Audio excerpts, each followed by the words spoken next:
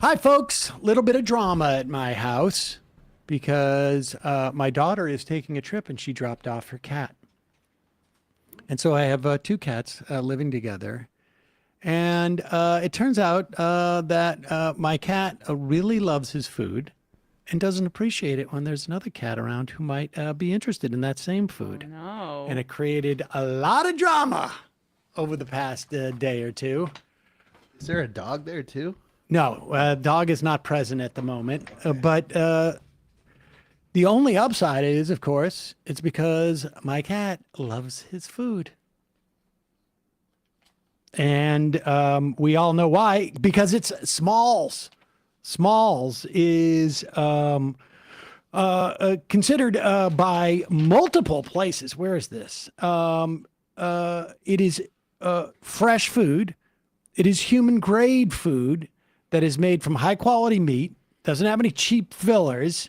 It's easier for cats to digest, and it means that their bodies absorb more nutrients, and it means that their poops, frankly, are healthier and certainly less stinky, as far as I can tell. And Smalls isn't just good for digestion. 88% of cat parents say that after feeding Smalls, their cat is softer, shinier, has more energy to play, and overall just seems healthier. And at the very least, I can say that 0.0001% of Smalls cat food owners think that their cat is going to beat up another cat if they get anywhere close to their food. Also, my cat loves the broth. They have this broth that you can put on really anything or just put in by itself. And my cat goes crazy for the chicken or the fowl, I guess, bird broth. Also, there's some great snacks from Smalls. All of it's fantastic. So stop serving your little carnivore a bowl of processed shortcuts for a limited time because you are a Majority Report listener. Get 60% off your first order, plus free shipping and free treats for life when you head to smalls.com/majority. That is 60% off your first order, plus free shipping and free treats for life. Those are cat treats, incidentally. When you head to smalls.com/majority, we'll put the link in the podcast and YouTube description. And now time for the show. The Majority Report with Sam Seder. The destiny of America is always safer in the hands of the people than in the conference rooms of any elite. Sam Seder. They are unanimous in their hate for me, and I welcome their hatred. We must guard against the acquisition of unwarranted influence, whether sought or unsought, by the military-industrial complex. The Majority Report with Sam Seder. And I get the feeling you've been cheated.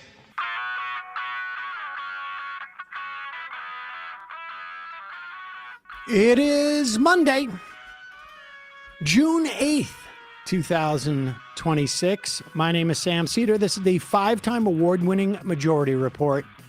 We are broadcasting live steps from the industrially ravaged Gowanus Canal in the heartland of America, downtown Brooklyn, USA. On the program today, Whitney Wimbish, writer of the AM Quickie, more importantly, staff writer at the American Prospect, on her piece, New York City immigration courts speed deportations as striking detainees in Newark suffer. Then, Jonathan Cohn, author of The 10-Year War, writer of The Breakdown, a Bulwark newsletter, on his piece, The Cancer Research Machine Trump is Gutting, just delivered a big breakthrough. Also on today's program, Israel-Iran trade missile attacks as Israel's assault on Lebanon continues. Meanwhile, Trump naps. Then Trump claims Netanyahu has no choice but to accept a peace deal. Section 702 of FISA seems destined to expire as Republican House in disarray. Nope, not necessarily a bad thing. Probably a good thing. Meanwhile, out in California, Neetha Raman pulls ahead of Spencer Pratt in the L.A. mayor race. Counting that continues on.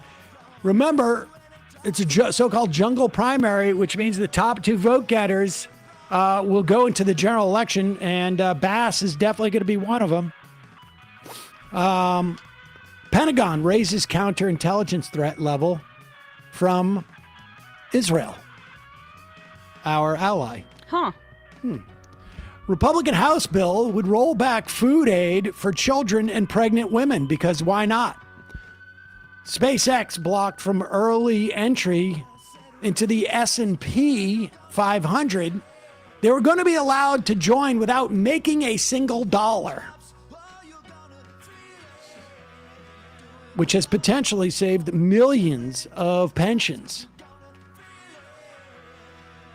Texas continues to sound the alarms on the screwworm, but a decapitated USDA, or I should say a gutted USDA, may have already screwwormed the pooch on that. Oh, brother. That smile. Tapeworms. No, it's screwworm. Yep. Yeah, dang it. And Knicks, meanwhile, show their true colors by choosing Trump over fans. Oh, that's what you were giggling about to yourself? All this and more on today's. Say it again. Read it again. The Knicks, the New York Knicks, show their true colors by choosing Donald Trump over their fans. Welcome, everybody. Emma Vigeland. I'll have more to say about that later in the show. Okay. To hop on that Sam Harris meditation app. Just to calm down. It's no reflection on the team itself. I mean, they're not in charge of. We have to just wonder if this is some sort of like counter-revolutionary action by you, because you know what a Knicks success in this postseason would mean to the Mamdani administration and AOC's agenda in the city, for example. Not necessarily. We understand. I mean, I know that you don't care about your fellow neighbors, but I guess I wouldn't reveal that on air so frequently. But well, that's just me. most of my neighbors I have selected are Celts fans. So, where do you live? I don't know. Little Boston.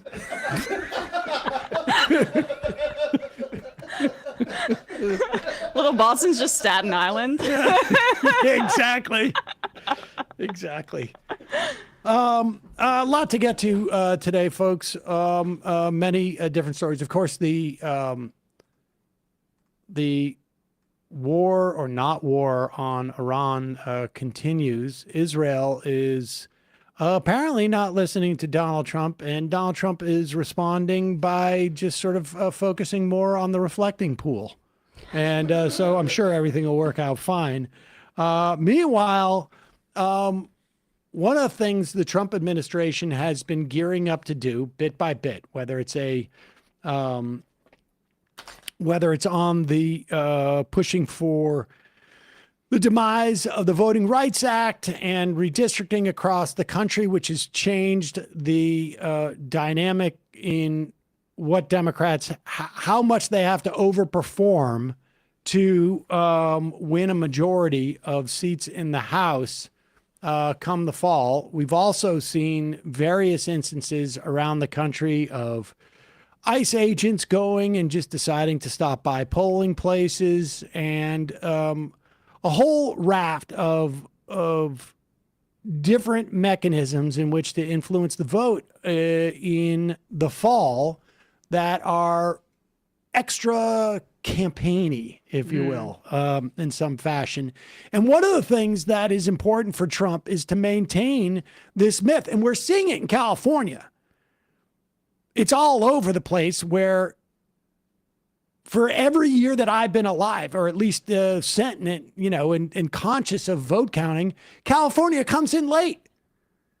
Comes in days, sometimes weeks later. In the presidential campaign, we don't know what the numbers out of California were. Usually for like 4 or 5 weeks, we don't even know what the final numbers are.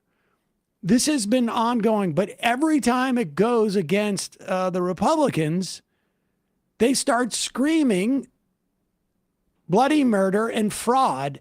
And part of that whole project is still to continue to claim, I mean, you hear it all the time, that 2020 was, there was a fix in 2020 when Donald Trump was president and running for re-election. But somehow that fix got reversed when Joe Biden was president. When he was in power. Yes, it's like, it's almost as if like the people who, like, you've got to apply to the aliens who control the lasers that affect the voting things, and you got to apply each time for special help. But here's Donald Trump going on, I guess, placing himself in a on the set of Hee Haw. I don't know what's going on there. Like he's in some factory where, you know, supposedly, I guess there's 3 bales of hay and then a little bit of hay by his feet. I don't understand what's going on. Get some more hay in the foreground. I guess this is to promote the fact that they cut all of the monitoring systems for screwworm and have pursued trade policies that have devastated American farmers. And the number of bankruptcies is through the roof for farmers. I guess this is some type of homage, but here he is getting upset on Meet the Press. The election was rigged. It was a Oh, pause it. I'm sorry. They're discussing. We should go back just a little bit, can we? No. This is a clip where they're getting into the 2020 election. Surprise! It's really shocking to see Donald Trump still talking about this, isn't it? And you'll hear the audio. They're in a barn and it's raining on the rooftop, so that's what you hear in the background. A little bit of a strange odd choice. The election was rigged. It was a dirty election, and it's happening again right now in California. Presented evidence. It's happening the right now in California. Right now, it's look at what's happening in California. To that?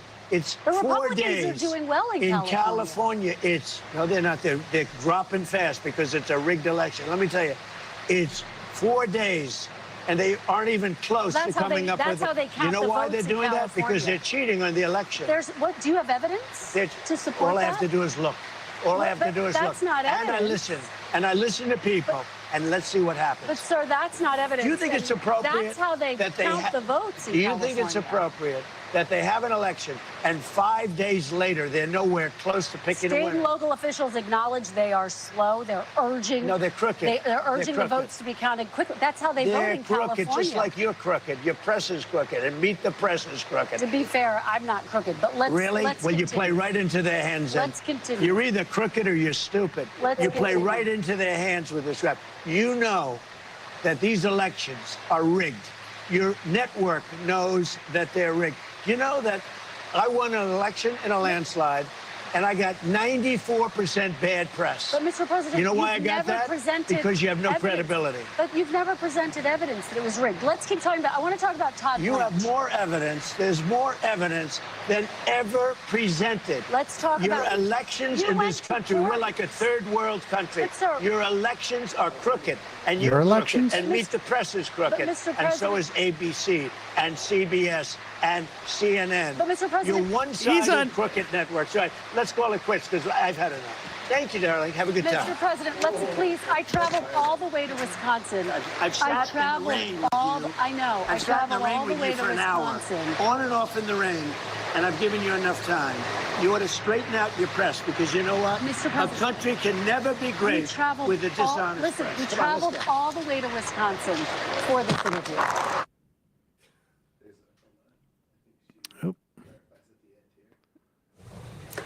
I spoke with President Trump on Saturday, and we both acknowledged the complications during the interview posed by the rain. He agreed to sit down with me for another Meet the Press interview. My God. I have seasonal affective disorder. The problem is it sounds like my white noise app that I fall asleep to, I so I have to know. get angry in order to stay awake. Can you imagine if, I don't know, say Kamala Harris was president and walked out of an interview because the weather was bothering her? Thanks, Chief. And walks away. I mean, just the double standards applied to this absolute moron that if it were anyone else, let alone a woman, obviously, let alone a woman of color, they would not apply. He's like looking for Barry Weiss to be able to fire Welker, but wrong one. Although he listed it's somewhere that has to be. He said CBS in his little rant about how everything is fake news, right? Yeah. Also, I mean, she was right that Republicans are doing better in California comparatively to other parts of the country. This is a bit of an aside, but like California's got to get its crap together when they have this jungle primary system. It really benefits the right or the center more when they don't have ranked choice voting associated with it because of how it can split the field amongst Democrats. So just throwing that out there. It should be made a priority. And to the extent that the Democrat establishment in California doesn't, it seems like IDC style corruption that you want to insulate yourself from democracy. And also, just one more note on the on Trump's claim. Nobody ever refutes anymore his notion of a landslide. And he did have, in 2024, he did have a big win on the Electoral College side. But as that translates into votes, Mehdi Hassan made the point on with PBD the other day, you're talking maybe 150,000 votes over the course of any 3 swing states that turn the tide of the election. So, you know, it's a landslide in the sense that Electoral College, and that's, to be fair, that's also the system that we have. But in terms of it suggesting some type of mandate, not the case. And let's also remember that Trump didn't even get the majority of the vote. He got a plurality of the vote. Under 50% of the vote to win. So the idea of a mandate, but it makes him feel good and nobody cares anymore, really, because he's at 30% approval rating or something like that. So, but the 2020 stuff really is important to him. And so he's got to intimidate the hell out of people he's being interviewed by and tell them, like, I'm going to walk out. I mean, understand that's the message, right? It's like you covet an interview with me and you're not going to get it if you actually push back on my claims that the 2020 election was stolen. That's the message. And the media, particularly like at that level, are very, very attuned to that type of threat because their whole value proposition is that they can sit down with the president and they don't want to ruin that. Right. And just one note on Spencer Pratt, because he's central to all of this. God, like, he really is a creature of reality TV in the same way that Trump is, although on the Hills he was always presented as a villain. But this is going to be more of like what Republicans are going to try, this whole kind of circus and reality TV and media-focused campaigning where they can just be clowns and loudmouths. And since they have nothing to provide for people, it's just going to be kind of D-list celebrities that try this more and more. Worked for Ronald Reagan. You're right. But they overplayed their hand here with the Spencer Pratt thing because it was just a very weird, I think, Republican-aligned media-focused orientation, which didn't match what actually Los Angeles wants. All right. In a moment, we're going to be talking to Wimbish from the AM Quickie and staff writer at the American Prospect on her piece on what's happening with New York City immigration courts. There's sort of a test case or a pilot program almost for the rest of the country in terms of mass deportations. We'll be talking to her in a moment. And then Jonathan Cohn, author of The 10-Year War, about what's happening with the Trump administration's gutting of medical research. But first, a couple of words from our sponsors. Matt, sort of out of the blue the other day, comes in. He's like, God, I love Factor meals. It's crazy. I'm thinking about I got my Factor meals delivered on Saturday night. I already ate one of them. I got 3 left. And I got to stop myself from eating 2 in a day. what is Factor Meals? Well, it is, they deliver to you great pre-made meals, fresh, to your door. I don't know what the maximum, I usually get 4 a week when I get it, but I get 8 because, I get it also for Saul. And it takes you like 2 minutes. You pop them in the microwave and you have a delicious meal. Like what did you have Saturday night? Chicken and mashed potatoes. Very basic sort of thing, but it's wonderful. They have good steak too that you can get with a little extra. Little bit premium options. I like to get at least one of those each of my orders. So I have things like a shrimp pasta or salmon. I mean, they have there's so many different types of meals, and they have all sorts of different types of menus. Again, these are fresh. They're never frozen. They have over 100 rotating meals every week, and they have a bunch of different menus too. That they have like a protein one, or a chef's favorite, or a keto, or maybe you're like, counting your carbs or your calories.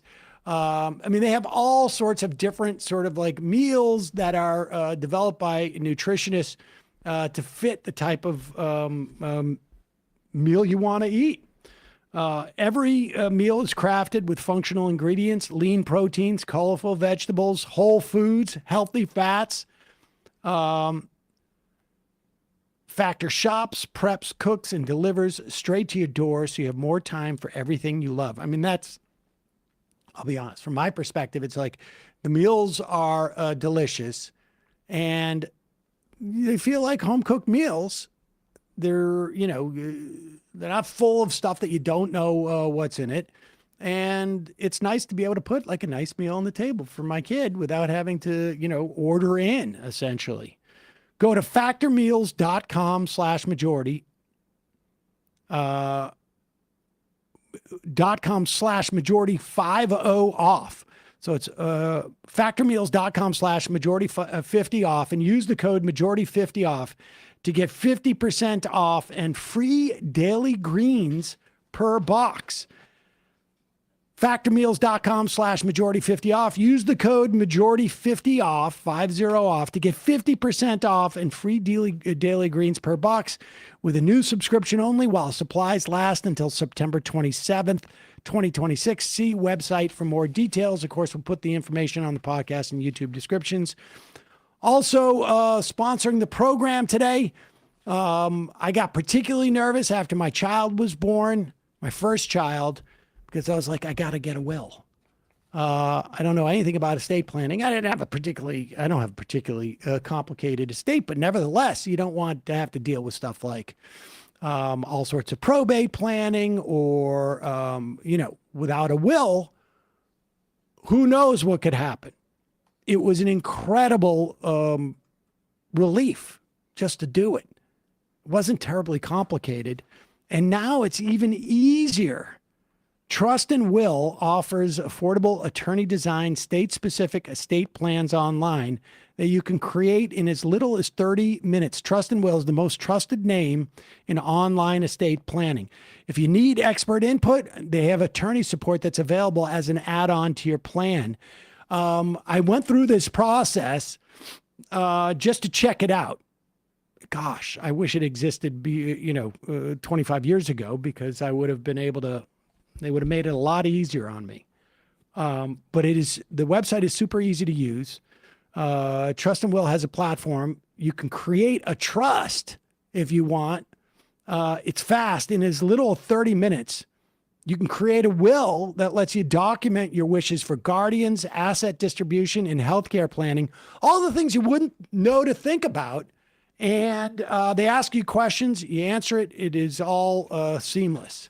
And the beauty of this is if you need to update it in the future, you get a second kid, or maybe there's a divorce, or whatever it is, maybe you have a whole new set of assets.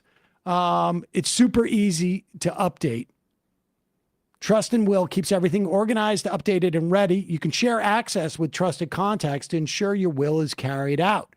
They have bank level encryption They have secure sharing features, so you can upload documents there, and your details and documents stay protected and accessible. According to Trustpilot, Trust and Will is the most trusted name in online estate planning. Trust and Will, affordable estate plans, priceless peace of mind. Go to trustandwill.com/majority. Get 20% off. That's trustandwill.com/majority to get your 20% off. Trustandwill.com/majority. We'll put the link in the podcast and YouTube description. Quick break, and Whitney Wimbish will be joining us.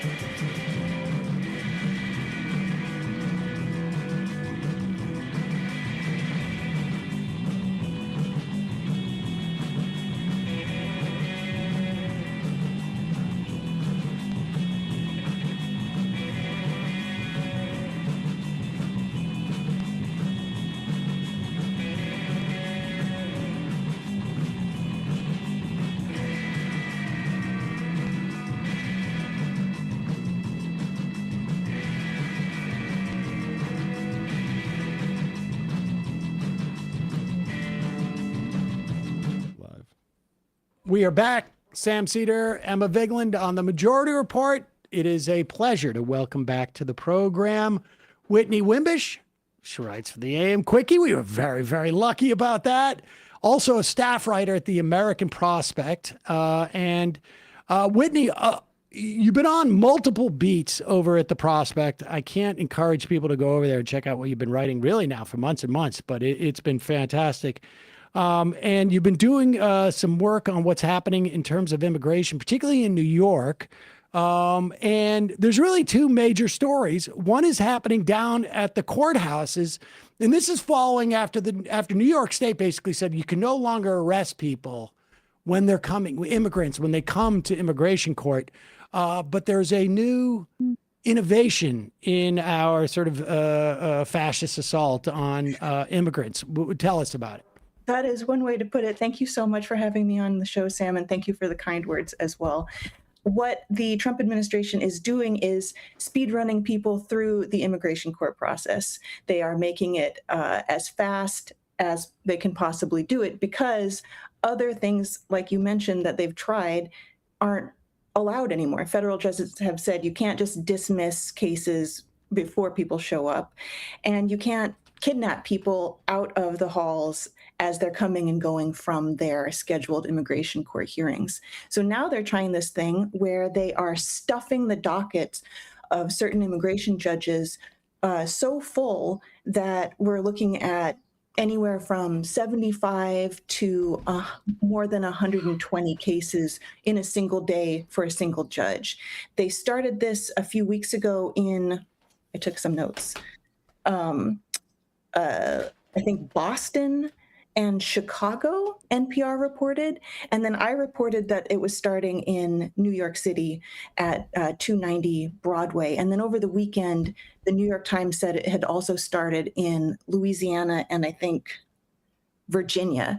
So they are forcing these immigration judges to hear cases in a matter of minutes. I started timing the cases in one courtroom because I was just like, geez, these are really fast. And this one judge who had 88 cases was taking no more than 3 minutes per person. And these were unaccompanied children who had attorneys. And, some of the lawyers were saying, this is great. This is just actually moving these kids to an individual hearing so that the merits of their specific case can finally be heard. But they were saying, for us, this is one thing because we are attorneys, we're with these kids, we can advocate for them. A lot of people show up to immigration court without any legal counsel, no support. I showed one man who spoke no English where he was supposed to go, and he was by himself. It's awful. You show up to immigration court, you stand in line for a really long time. The line was around the block last Monday. And then you get into these packed waiting rooms to go see a judge for 2 to 3 minutes, and it is dead silent inside. People are afraid, and they're noticing that, it's this industrial bureaucracy that's just been kicked up to as fast as it can go. So, okay, and a couple of things. I have a couple of questions on this. Now, first off, people should know that unlike in a criminal court, there's no responsibility for the court to provide counsel. So what would you say is the percentage of, and it's really just basically NGOs for the most part, that are providing counsel, for particularly unaccompanied minors and whatnot. I mean, some people have immigration attorneys. What would you say the percentage of people who show up with attorneys are? Do you have a sense? I can tell you because I wrote that down. For Thursday, they kicked up in 290 the number of judges who were hearing these mass dockets to 5 judges.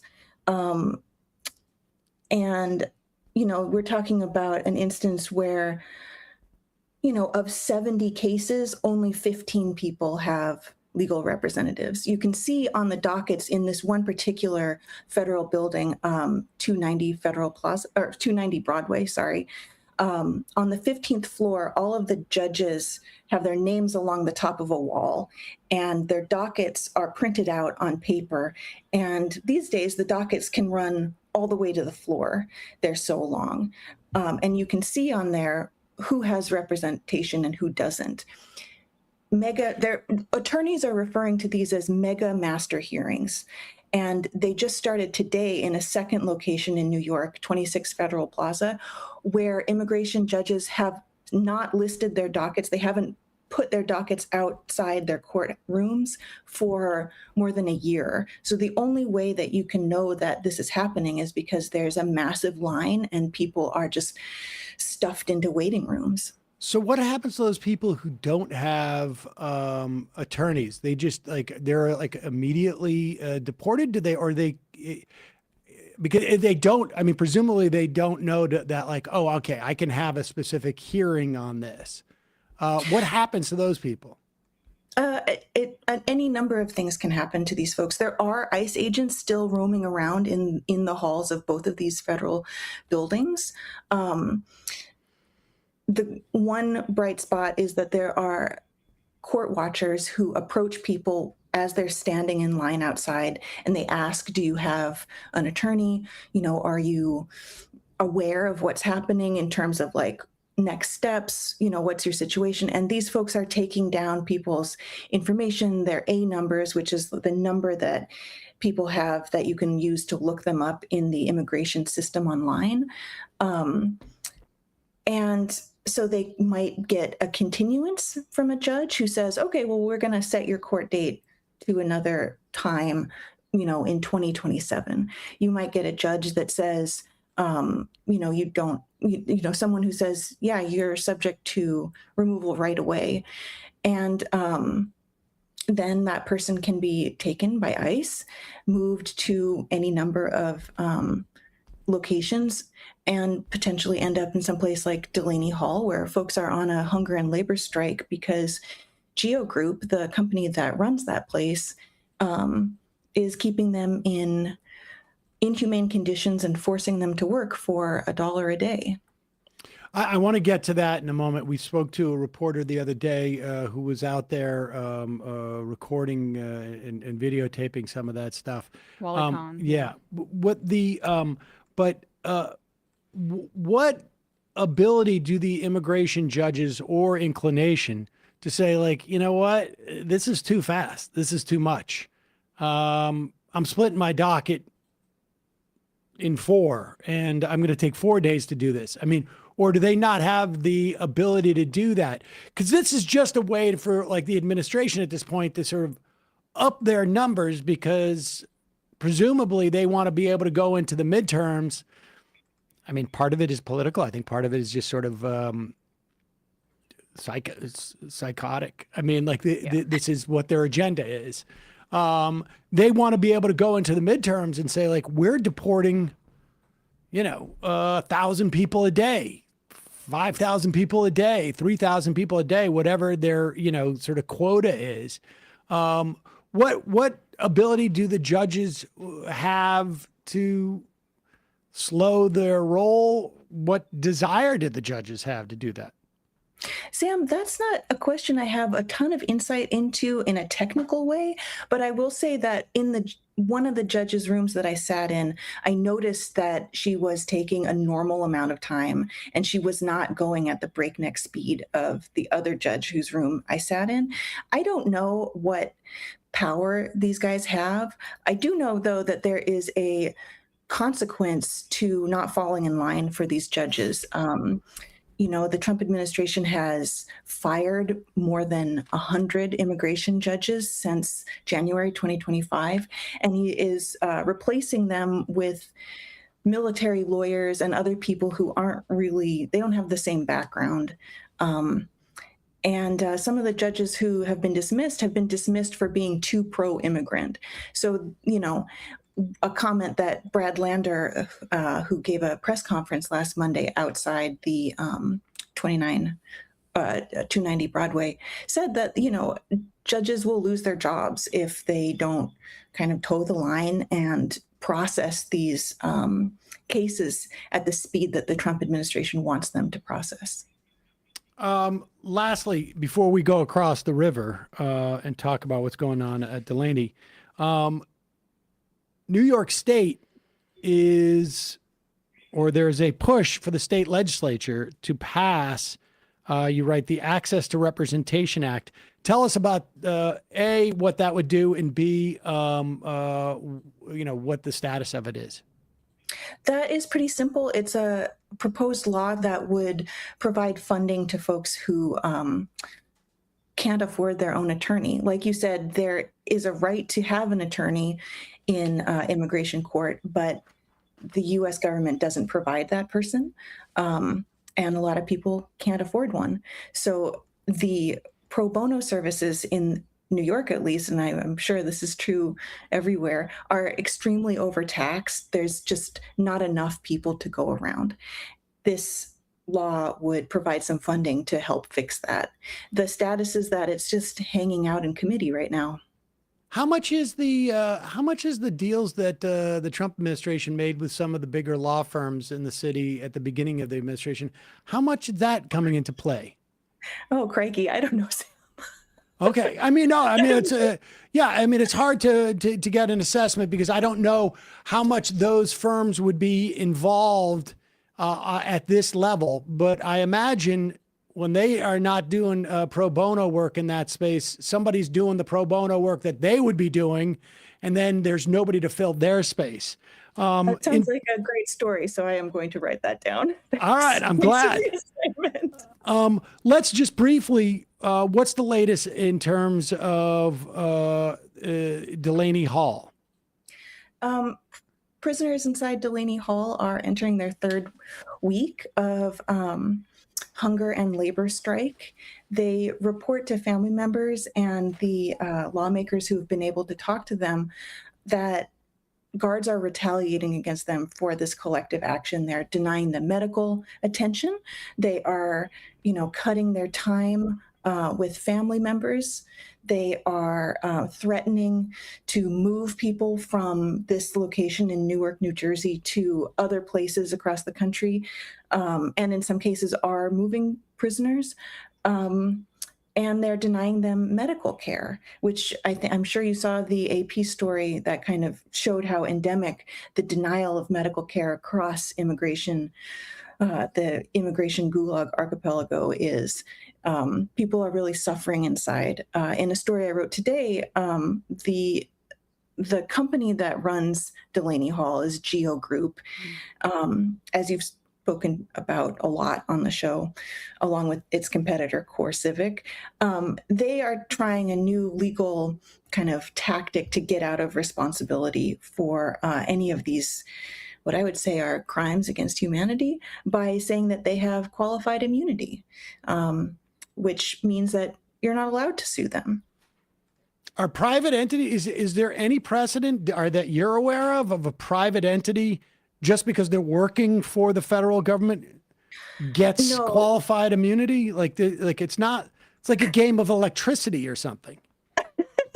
That's right. It's, the attorneys who I talked to about it said that it would be precedent setting if this legal theory was successful, because it would mean that, if you work for the government, you can't get in trouble. That would apply to all contractors. I mean, it That's seems right. like it. In theory. So defense contractors, yeah, private prisons, people that work at private prisons. Amazon. I mean, Yeah, that's right. Whitney Wimbish, we will link to your pieces in the American Prospect, and of course, folks can catch you every other couple of days on the AM Quickie, and we get so many compliments, Whitney, for your writing. Really appreciate your time today. Thank you both so much for having me. And thank you also to all AM Quickie subscribers who played along with my postcard giveaway distraction. I'll do it again later this summer. There you go.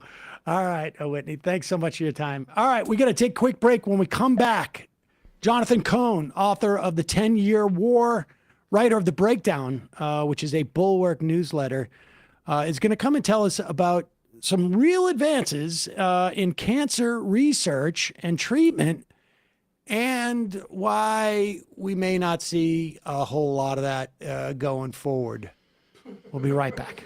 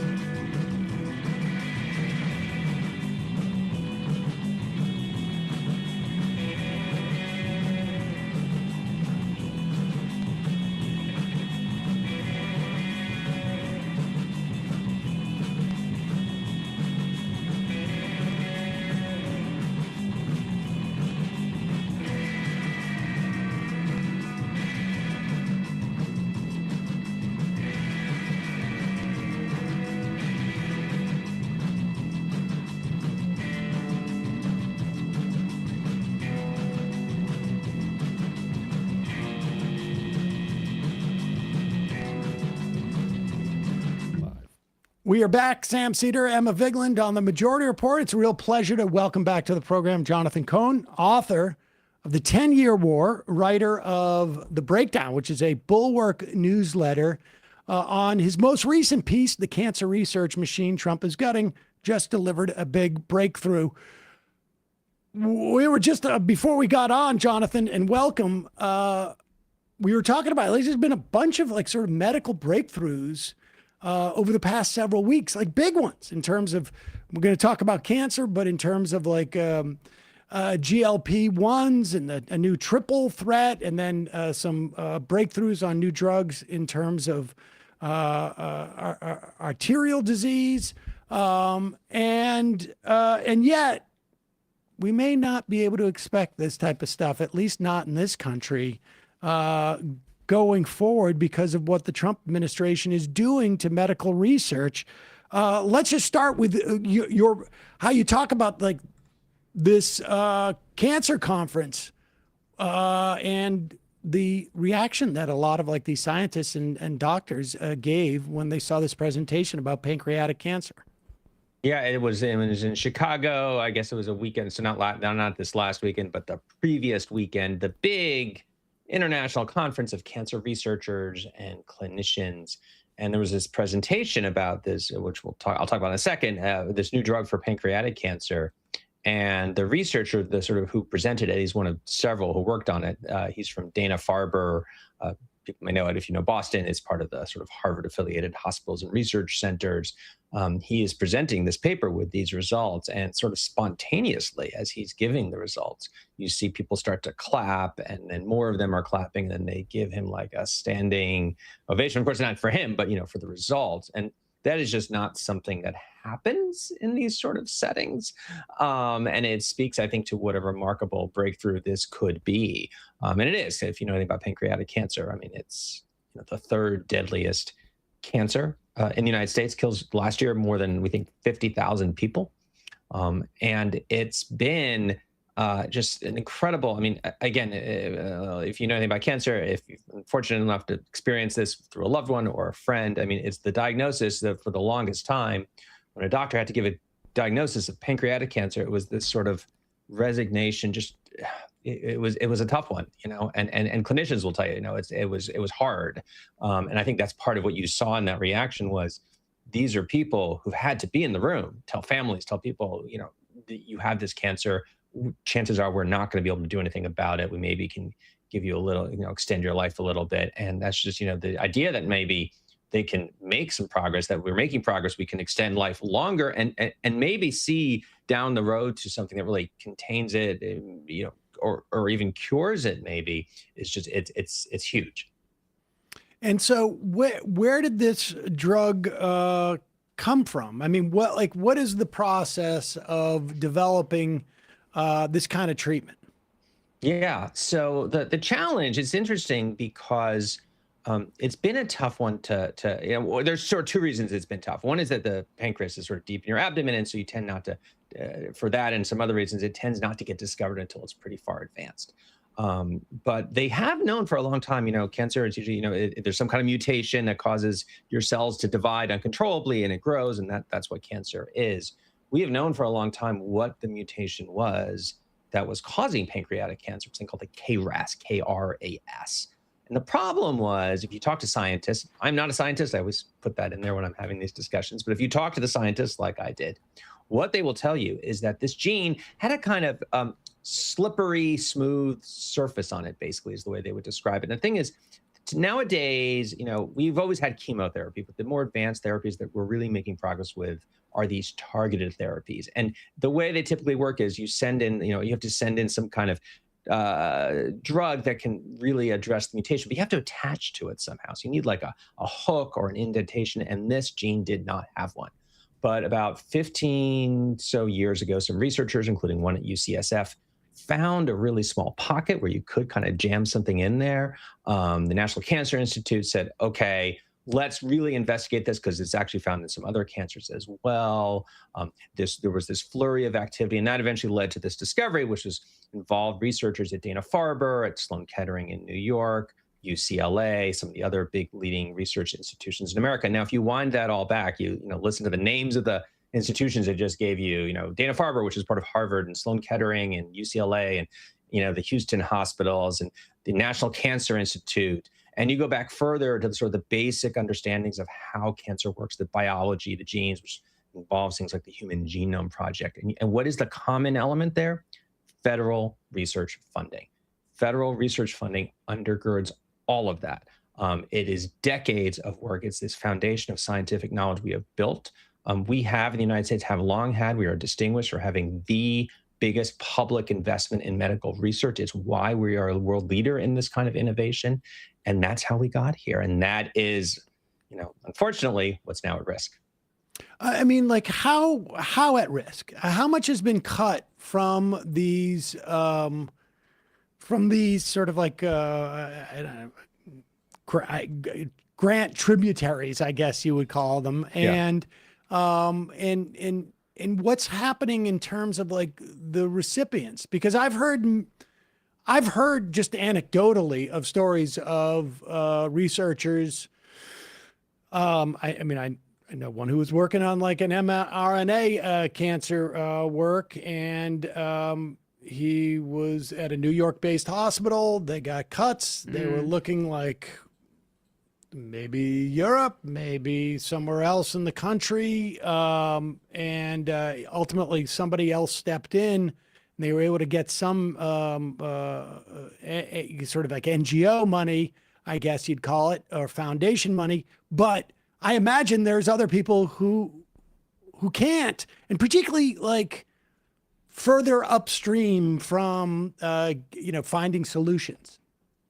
Yeah. So, I mean, I think it's useful to think of sort of a three-pronged attack that has taken place. And it's, the idea that we're attacking medical research is itself kind of like, I was holding off on asking why in a bit, because it is sort of a fascinating question. It is a fascinating, and that's an interesting story about, and that speaks to the times we're in. But in terms of how it's happening, I mean, you see three different things going on. So first of all, there is this general bureaucratic interference going on. It started day one. They just sort of started freezing different grants, putting, saying, we're not going to put these out until we get a chance to review them. We're going to complicate the method, the sort of process of applying for these grants.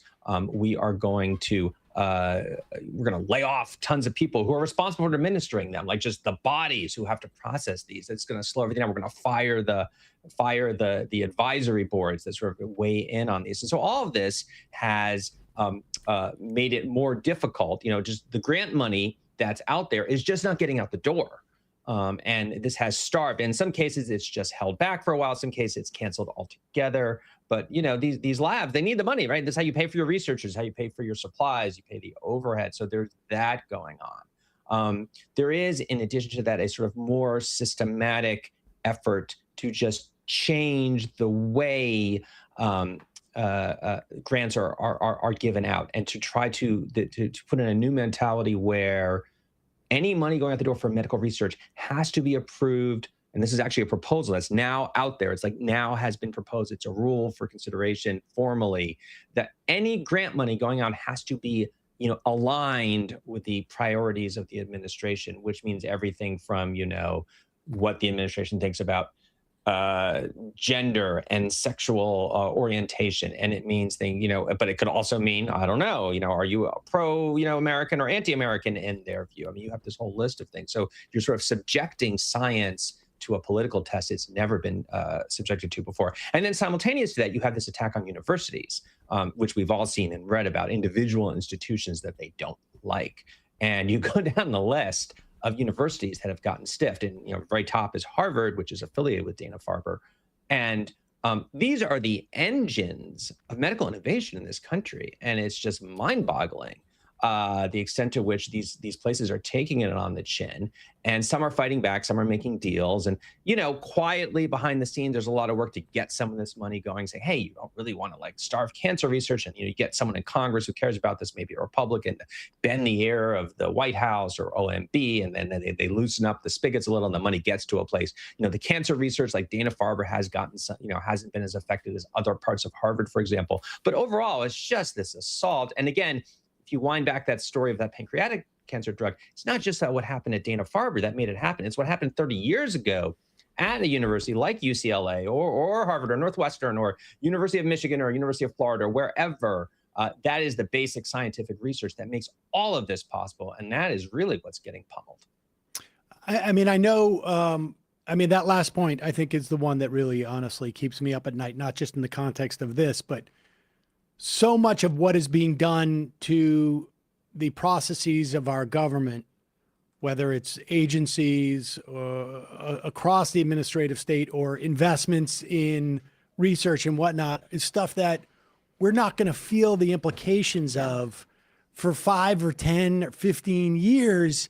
And at that point, there's this huge disconnect where the American public is not going to sort of be able to say, oh, this is because of what the Trump administration did in their first year when they only wanted to fund non-DEI cancer research or whatever that means. Or it could just mean cancers only impact white people. We're only going to do melanomas, or something. But what is the why? What is the why here? I have my theories. I think they're a little bit eugenicists in the administration, right? But, yeah. What is that your sense? I certainly wouldn't preclude that as one of the factors. I do think there, I mean, as always, I'm sure there's a bunch of things going on here, right? In different parts. I think this is called a perfect storm, or if you want to think of it as a Venn diagram with different things going on and what's in the center, but you have a couple different strands here, right? So you have you have the sort of classic libertarian, anti-government, government can't do anything right. We need to sort of, look more to the private sector. Let's just pull back. So you have that as kind of the layer back there, right? Then you have the anti-woke input, the anti-woke crusade, and especially with the universities, but even in inside places like NIH, National Institutes of Health, where they're funding research, there is a sense from a lot of people in this administration that these are a bunch of left-wing academics. Even in the sciences, they're left-wing academics, and we need to sort of burn this whole thing down. Because this is pushing an agenda, this is pushing us in a way that we don't, is creating not the kind of society we want. We have to lose a little medical research on innovation on the short term, medium term. Well, the payoff is worth it because in the end, in their theory, I'm sure they would say that, all this woke stuff is bad science too. So, there's that element of it. And then, you have this nexus, which is one part Robert F. Kennedy Jr., one part Trump, which is, very hostile to the scientific establishment. And in Trump's case, of course, it's a personal grievance. A lot of it that goes back to, COVID, and, he blames, the CDC and NIH, in his worldview, they caused the pandemic. They funded this, they have all these theories, right? And then, during the pandemic, during his first term, they made it into a bigger deal than it was. And they would undermine him when he was out there talking about hydrochloroquine or ivermectin or whatever it was he was calling, ultraviolet light. And he's furious. So you have, the grievance part of it, and those come together. And then you layer on top of that, I think, you would think in a normally well-functioning administration, you'd have enough of a break on that between the smart career people who then have, relationships with members of Congress who would just, tap the brakes on some of this. So say, hey, cancer research historically is very bipartisan. Republicans get cancer too. That's not been something that's been a food fight in Congress. Maybe argue about the levels here and there, whatever. And I just think there's a level of incompetence here, epitomized by the sort of DEI purge at the beginning of the administration, where they were, nixing or holding on to or suspending grants if it had the word diversity in it. Now, I personally think there's really good grounds, all kinds of reasons to, pay attention to diversity, on the merits. You want to look at disparate impact on different groups of people for different kinds of drugs. And, if a group is being impacted disproportionately, I care about that. I want to take care of that group. But even putting all that aside, they were knocking out, research. I was talking to Zeke Emanuel, you may know, he's a former Obama administration, NIH guy, oncologist. And he was telling me, he got a study that was suspended, rejected because it had the word diversity in the title. What was age diversity? It was looking at the different, impact. And it was as he put it, he was moronic. But that's the level of sophistication we're dealing with here. Yeah, they did Control F on a lot of these things, just looking at random words. All of that came out in a lot of the Doge stuff. All right. Well, so that's where we're at. What is your sense of how many people are leaving? When you talk to, because this is the world in which you work. Are you hearing stories of a significant brain drain? Are people concerned about it? Are they hanging in with the hopes that maybe something will change in a couple of years? So I think anecdotal, it's all anecdotal right now. It's hard to know. There's definitely some of it. There you hear stories, people going to Canada, right? China, this is less NIH world. This is more the math and science, more the sort of math world. But China has pulled in a couple of really prominent mathematicians, computer scientists, which is probably one of the ironies here, right? MAGA. This is one of the things I just cannot get over, the extent to which all of this is just handing innovation over to China, which is theoretically the country that MAGA is, one of the countries MAGA is all about trying to, get ahead of, but whatever. So there's some of that. I think, at the end of the day, we'll see. The reality is, researchers are human beings. They have homes, whatever. It's hard to move to another country. Where I really think you're going to see the impact is in the next, we were just about the future. this is going to be the impact of the young scientists who are not going to be coming in. They're not hiring. There were a lot of cuts to something called the Early Career Awards from the National Science Foundation. And honestly, I don't know. There was a lot of pushback, so maybe they've restored some of them now. But these are very famous set of grants that are given to PhD students right at the very beginning. They're like, look, you seem like a really promising talent scholar. We want to give you money. This pays for your grad school, so that basically it reduces the other, the extent to which you have to find other grants or whatever. It's just it's like, you seem really promising. We're investing in you as the National Science Foundation, as the American people, because we think you have a really good shot at doing something important that will help society someday. And the thing is, it's been a great bet. I mean, there's an absurdly disproportionate number of Nobel Prize winners, founders of industry, groundbreaking scientists through that grant program, and it's been cut. And I mean, it's pennies on the dollar in the federal budget. Not even pennies; it's pennies on the dollar on the rounding error or whatever. It's a tiny pot of money, and such a payoff. But these are grad students. Well, these are the people in 10, 15, 20 years who are going to be the guy at that cancer conference, making that presentation. And that's the way I think about it, is we're going to lose the next generation of researchers. And I would imagine too, foreign students coming into this country, we've lost a dramatic number of those who wanted to start their education career and invariably end up staying here and pursuing their research career. And, this is one of those things where it's 1 out of 100 people, maybe it's 1 out of 1,000, end up finding something that makes the investment in all those 1,000 people worth it times 100 or 1,000, whatever the algorithm is. That's I find that terrifying. Let's move to just one other thing that I know is also.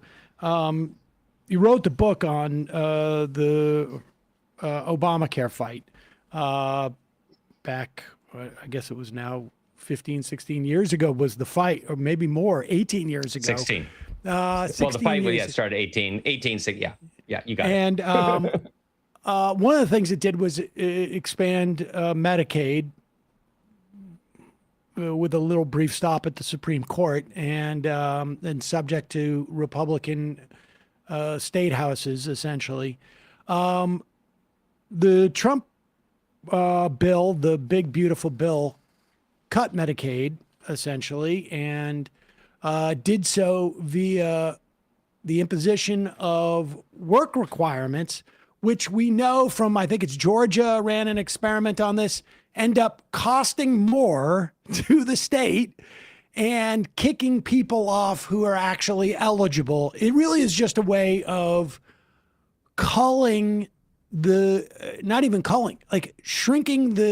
ranks of Medicaid recipients, and then some type of hope in the future that it's going to save money, even though it's unclear that those savings will ever come. It really just seems like we don't want people on Medicaid, and if it costs us more to keep them off, that's what we'll do. They're shrinking it even more. Tell us by what mechanism? Yeah. So, I mean, look, the work requirements, and we can have this debate. Obviously, there's a debate to be had whether we should or should not have a work requirement, and what it means to have universal coverage. But let's put all that aside. What they did, impose this work requirement. As you said, it's been tried in Georgia, also really tried in Arkansas, and the Arkansas version was even closer to what they're trying to do now. And the finding was that lots of people lost their insurance, even though they were satisfying the work requirements. They had hit the conditions. And the reason is that you make the paperwork and the bureaucracy so complex that people can't get through it. And of course, if you know anything about Medicaid, anything about healthcare, these are people who are, a lot of them are really struggling with chronic health conditions.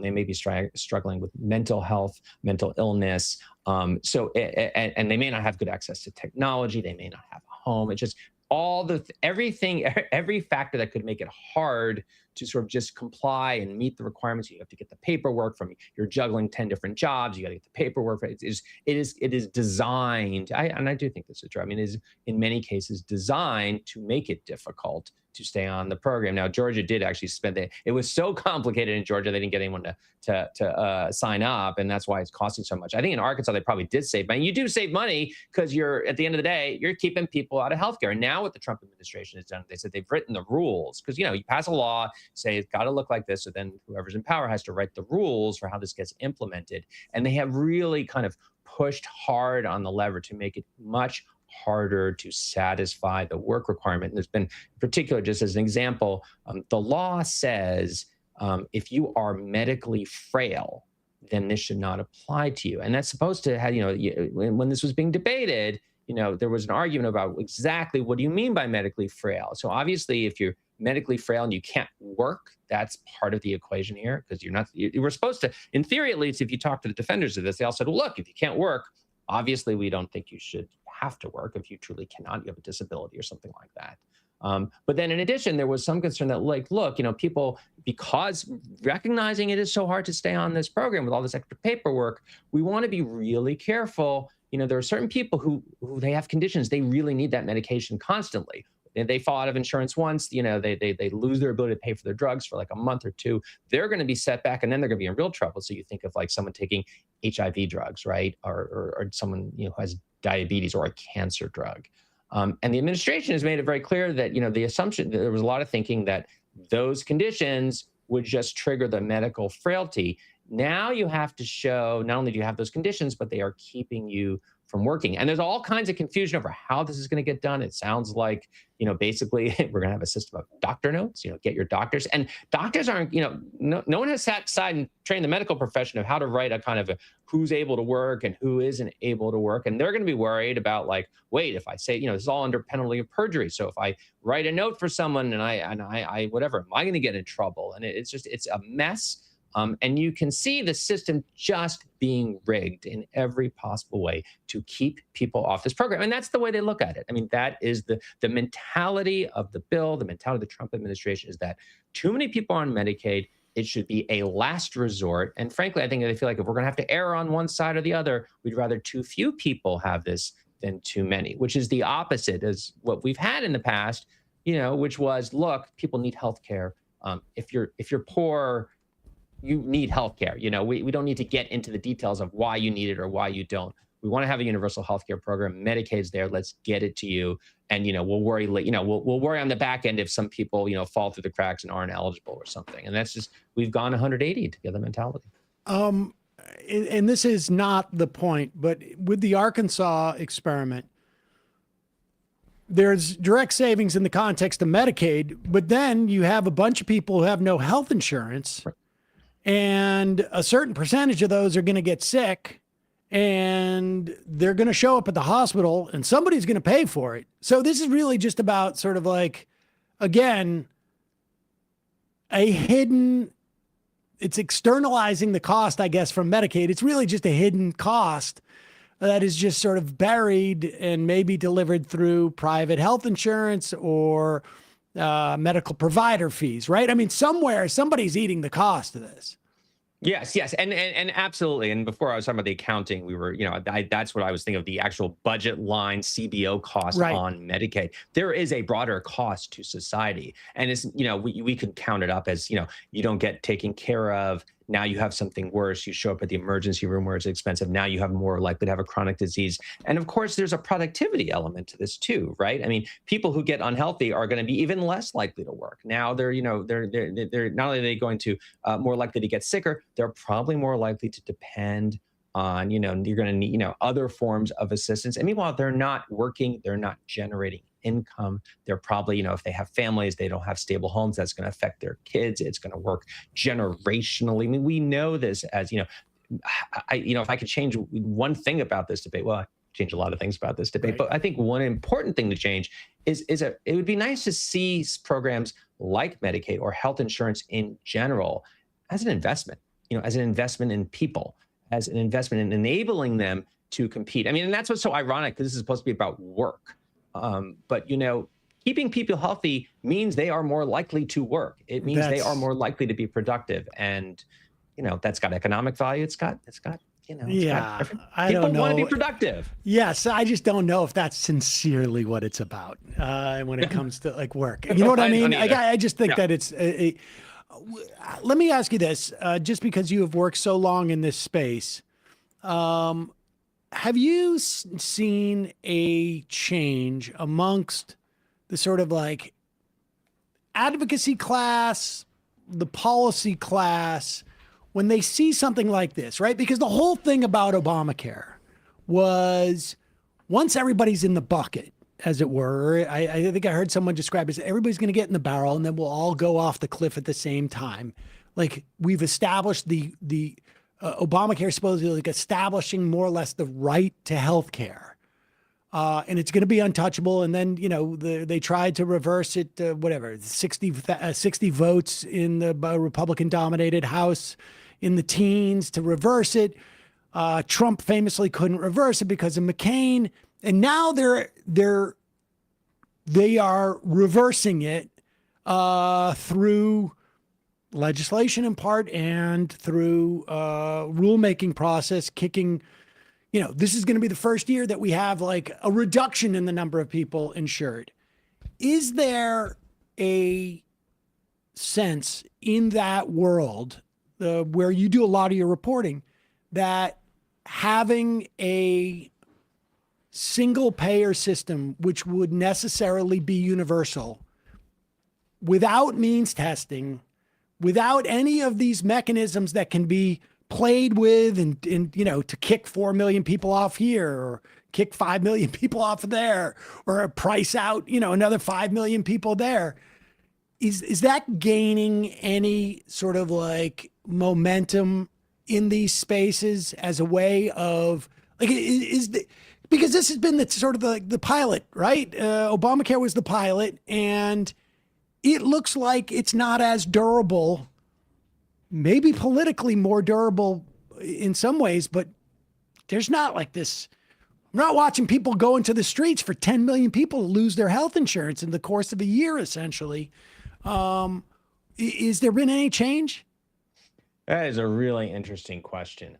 You know, I don't know to what extent the people who work on healthcare are, I think right now, kind of for understandable reasons, the short-term focus is on, we got these midterms coming up.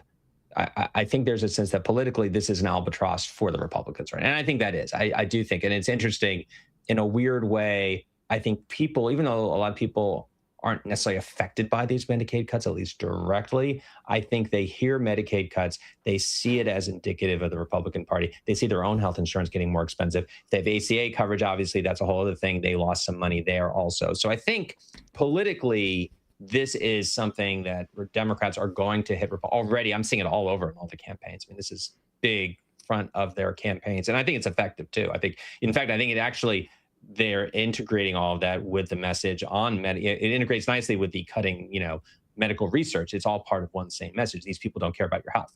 You know, they don't care about you getting healthcare. So I think that is where the preoccupation is right now. I do think there is a bigger conversation to be had. I'm hesitating because I don't know how much is happening yet. I do think it will happen soon, which is, to what extent do you say, okay, look, we undo these cuts, which I'm sure would be day one thing for the Democrats when they got in, most of them at least. And to what extent do we need to go back to the drawing board? You know, to what extent do we say this is the path we need? We just get back on this path, keep going, push ahead, you know, maybe create some kind of government plan that anyone can enroll in. We know this famous public option idea, right? And that's the way to get there, because we were so close and we just need to get back on track and we keep going. We make the coverage more generous, which is what the Biden administration did.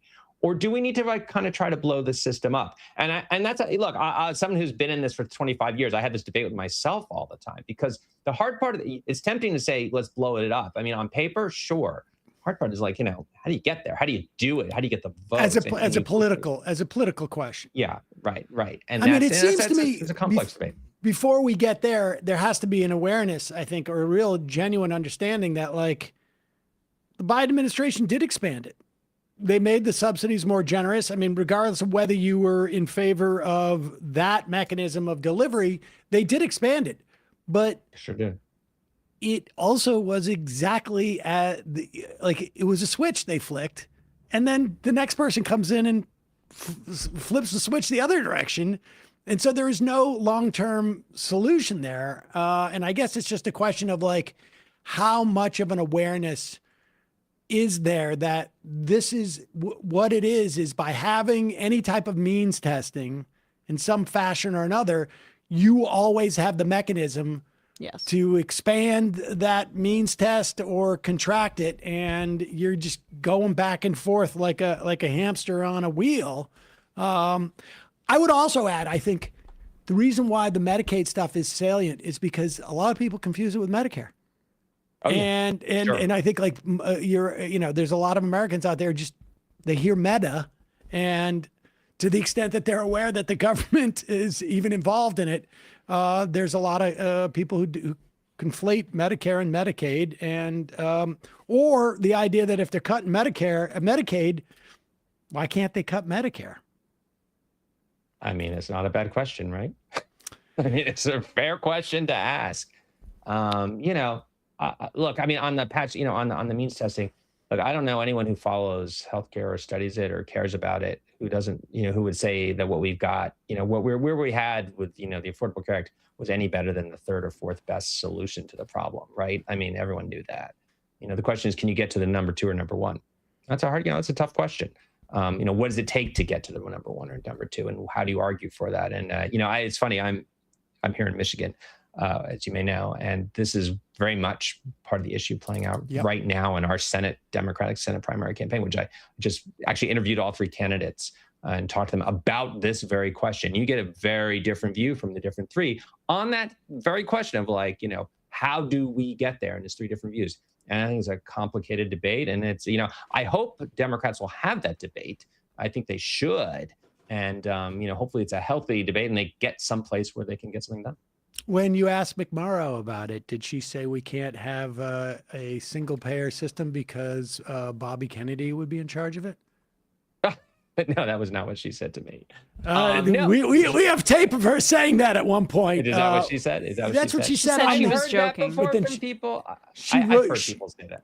She walked it back a little bit by saying that she was joking, but it was sort of a weird answer for that, I thought. I mean, we're never going to like the people always who are running these things, but making it universal makes it much harder for them to do anything about it. As we can see now, they're doing it with the ACA and Medicaid. So, Jonathan Cohn, always a pleasure. Thanks, man. We will put a link to your piece, The Cancer Research Machine Trump is gutting, just delivered a big breakthrough. Thanks so much. I really appreciate it. Hey, thanks for having me on. All right, folks, we're going to take a quick break. Head into the fun half, talk about how the Knicks are really just crapping all over their fans with letting Donald Trump come in. And really? We could talk about that. We could talk about James Dolan. I would love nothing more than to talk about James Dolan. A convenient scapegoat. Anyways. Tell that to Zoran. Tell that to Zoran. There's going to be a viewing party in Bryant Park. Where is Matt? Is he in the bathroom? I need some backup here. I don't want to be with these 2 Boston idiots talking about the Knicks tonight. Well, I got news for you. I know who Matt's rooting for. No, I know who Matt's rooting for. He's coming back now. I need you, Matt, as backup in this. You're rooting for the Knicks, right? 100%. Thank God. Change that Left Reckoning logo. Yeah. No, Karl Anthony Towns supremacy. I mean, David's from Texas, so I'm sure he's going for San Antonio. But I'm definitely going for the Knicks. Somebody's evened out. Somebody's just He's being back. diplomatic. Folks, it's your support. No. Not really my thing. Folks, it's your support that makes the show possible. You can become a member at jointhemajority.com. When you do, you not only get the free show, free of commercials, but then you can join us in the fun half, and I am the show via our app. Now, the app is available to anybody. It's for free. If you go to majorityapp.com, you can go there. You can watch the show through the app. You can listen to the free show via the app. You can also sign up for a membership through the app. But once you get the app and you're a member, you can I am the show when we're live. Obviously, you can't IM the show when we're not live because there's no one here to see it. Now, that's not a guarantee we're going to read it because I got, I don't know, not thousands, but hundreds of IMs. We definitely break 1,000 on a regular basis. Yeah, I wouldn't be shocked. No. So join the majorityreport.com. Also, check out the AM Quickie. You can read Whitney. She and Corey Pine, also a great writer, switch off every other day, more or less. amquickie.com. And check out our Discord, majoritydiscord.com. And lastly, justcoffee.coop, fair trade coffee, hot chocolate. Use the coupon code majority, get 10% off. Matt, what's happening in the Matt Leckian media universe that is supportive of San Antonio? No, it's part of the Knicks. Tomorrow on Left Reckoning, if you are a Harlem resident, particularly in District 70, it is time to lock in for Conrad Blackburn, who's running for state assembly. We're having him on Left Reckoning, talk about co-op housing, talk about if he's a Pam Bondi plant, like a right-wing smear has been, because he had an internship in the Florida AG's office like years ago. So that means he's like working for Who's Bondi. this? Conrad Blackburn, who is a keffiyeh-wearing socialist in Harlem. So it's funny when like the center starts to attack people from the left like that. But yeah, he's a great candidate, and people in Harlem need to vote for him in District 70. So we have him on Left Reckoning tomorrow. Quick break. Fun half. You are in for it. All right, folks. 646-257-3920. See you in the fun half. Are you ready?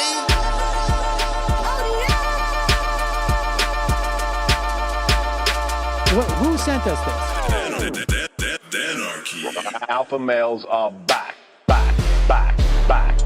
Boys back. And the alpha males are back. Just as delicious as you could imagine. The alpha males are back. Boys back. And the alpha males are back.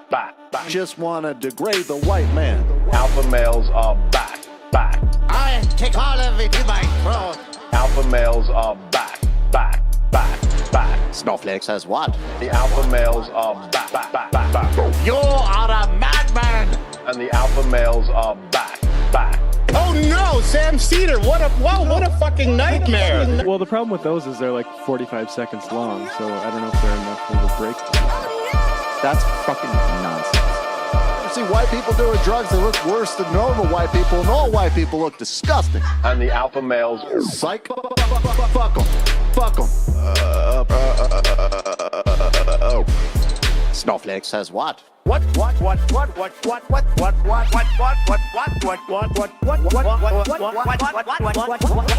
Snowflake says what?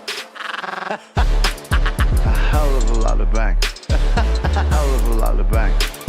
A hell of a lot of bank. Okay, I'm making stupid money. Hell of a lot of bank. A hell of a lot of bank. All lives matter. Have you tried doing an impression on a college campus? I think that there's no reason why reasonable people across the divide can't all agree with this.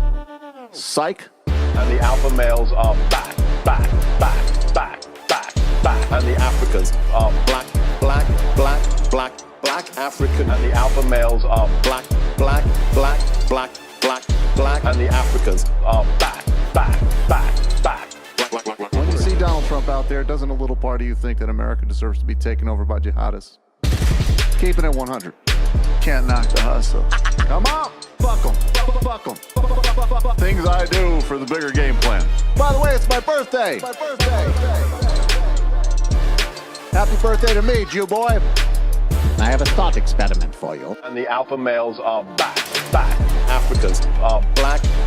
Alpha males are black. Africans are back. Come on. Come on.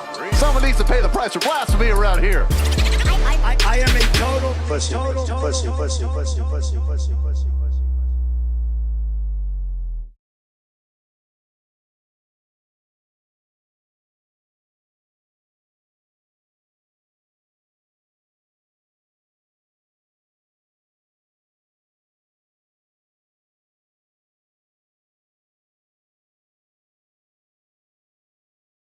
He's 68 now. We're back. Let's just go right into this. The fun half. What's this? We pop this up. Oh, right. Let's go.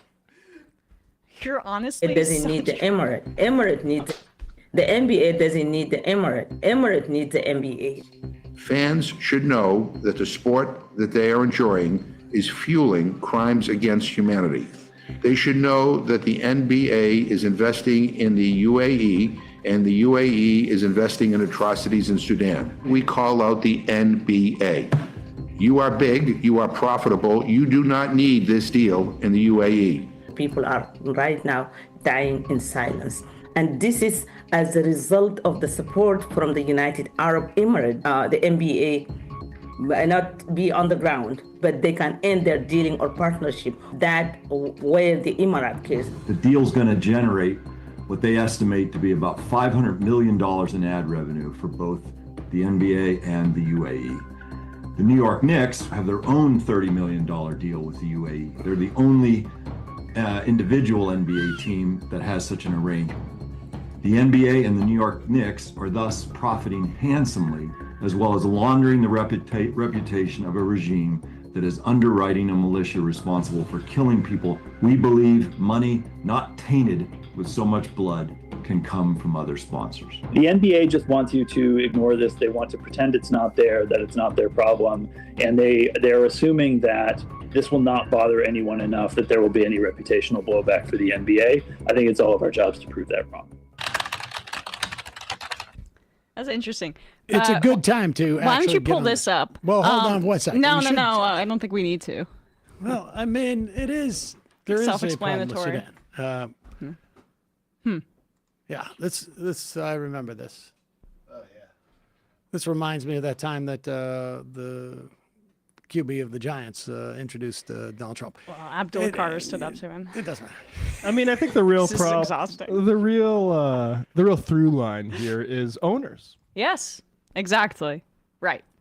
This is the problem, is that James Dolan's a despicable person, as is Robert Kraft, and the fact that these billionaires get to make decisions that redirect the fans' money and energy towards causes that are genocidal and horrible is a systemic issue. Public as ownership. a Green Bay, Yeah, I was Green Bay gonna say. Packer owner, I would say not all owners. Not all owners. Not all owners. Green Bay Packers are basically the only team Now, in how North are America. you an owner of the Green Bay? Could you buy in? Yeah, out of yeah. state, you can. Yeah, oh yeah. It's basically like a certificate. I don't have much voting power. Yeah.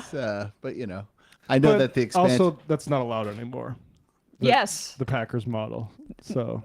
They've basically banned it from the NFL. They've said that it can only be that is the only team that can be structured in that way. The Winnipeg Blue, whatever, the CFL team from the Winnipeg is a nonprofit, publicly owned, is the only professional sports team in the Western Hemisphere that is completely nonprofit. You can't even get stocks in it. It's just owned by the community. Blue Bombers. Winnipeg We got to Blue get Bombers. on that. Can we at least cover this story though in a fun way? I appreciate what you were trying to do there, but like it actually is making the news. This Trump interference in the NBA Finals. Yeah, I mean, people are pissed because, I mean, to the credit of the Knicks, because New York City is a big place, and it's not like the at Madison Square Garden, holds 70,000 people, and because it's New York, and there is such wealth inequality here, you have people who can spend $20,000 on a ticket or two tickets. It's astonishing. I think the cheapest for Game 3, first game at Madison Square Garden tonight, and first NBA Finals game at Madison Square Garden since 1999. Minimum ticket for the nosebleeds is $7,000 a pop. It's absolutely outrageous. But the best part about these Knicks postseason runs have been the parties that are outside, the watch parties, the regular fans that are coming out and showing up for the team, even though James Dolan is such a piece of garbage that he does absolutely nothing and seems to get off on the idea that these finals tickets are more expensive than anything. It's cheaper for a New York Knicks fan to fly to San Antonio. I saw this breakdown, stay in a hotel for a night, buy a ticket there. Mm-hmm. Which And they it- sure did in game 2. Yeah. It was Yeah. true in the Philly series, and it was true in the Cleveland series too.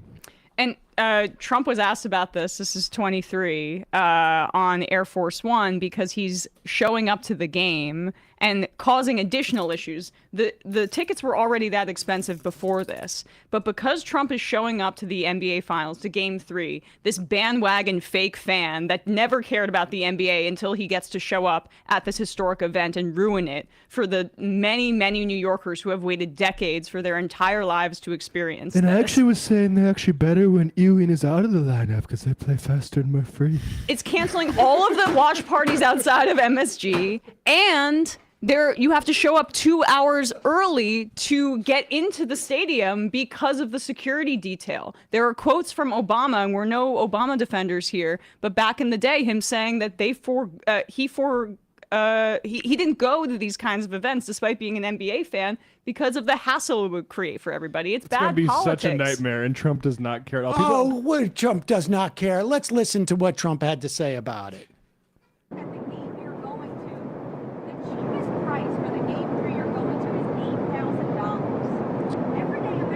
Well, I know, but they can watch it on television.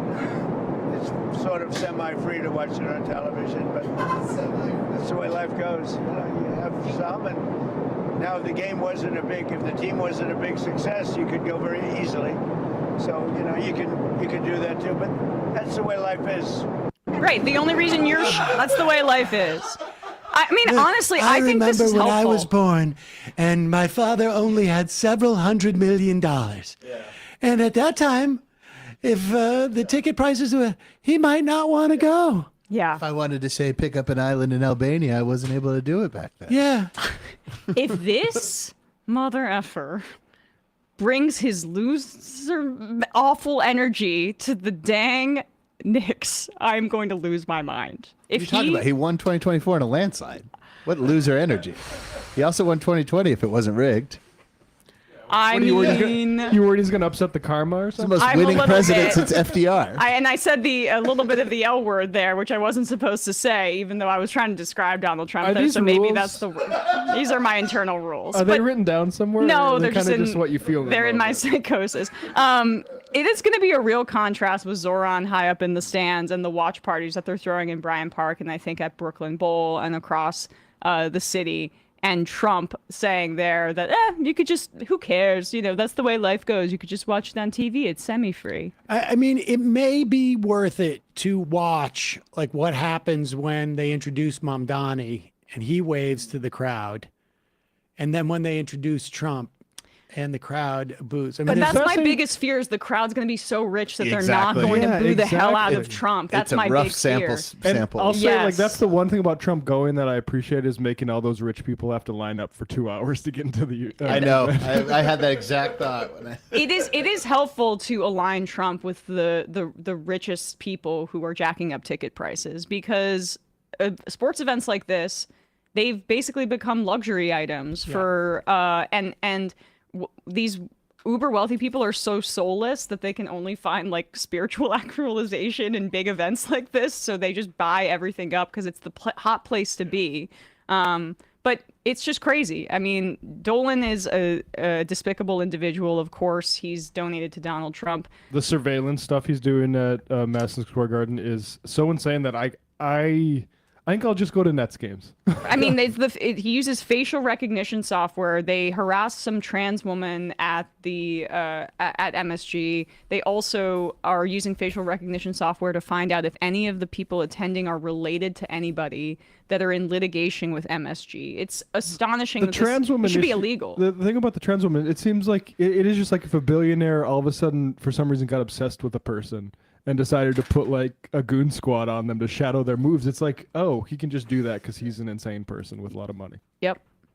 God, Trump can't just let us have this one thing. Like, you know how Airbnb people, like owners, they get busted all the time for like putting cameras and stuff in Which their you're not Airbnbs? supposed to do. That happened Dolan to me. is Dolan is like that, but for Madison Square Garden. Yeah. Yep. Yeah. Dizzle McFizzle, I really hope Trump blanks out at the Knicks game on the Jumbotron tonight. It would be funny if like He's just asleep. Tommy, maybe New Yorkers will gather at the Knicks game to strangle Trump and shove a basketball down. That's not appropriate. Plays like Bismack Biyombo chases a loose ball into the crowd, though. Toronto Raccoon. If Trump rubs his negative energy on the Knicks and they L-word the game, Emma will be on the news tomorrow. Thanks for saying the L word. California Resistance. Sam, they won't even put him on the screen at MSG like they did at the U.S. Open.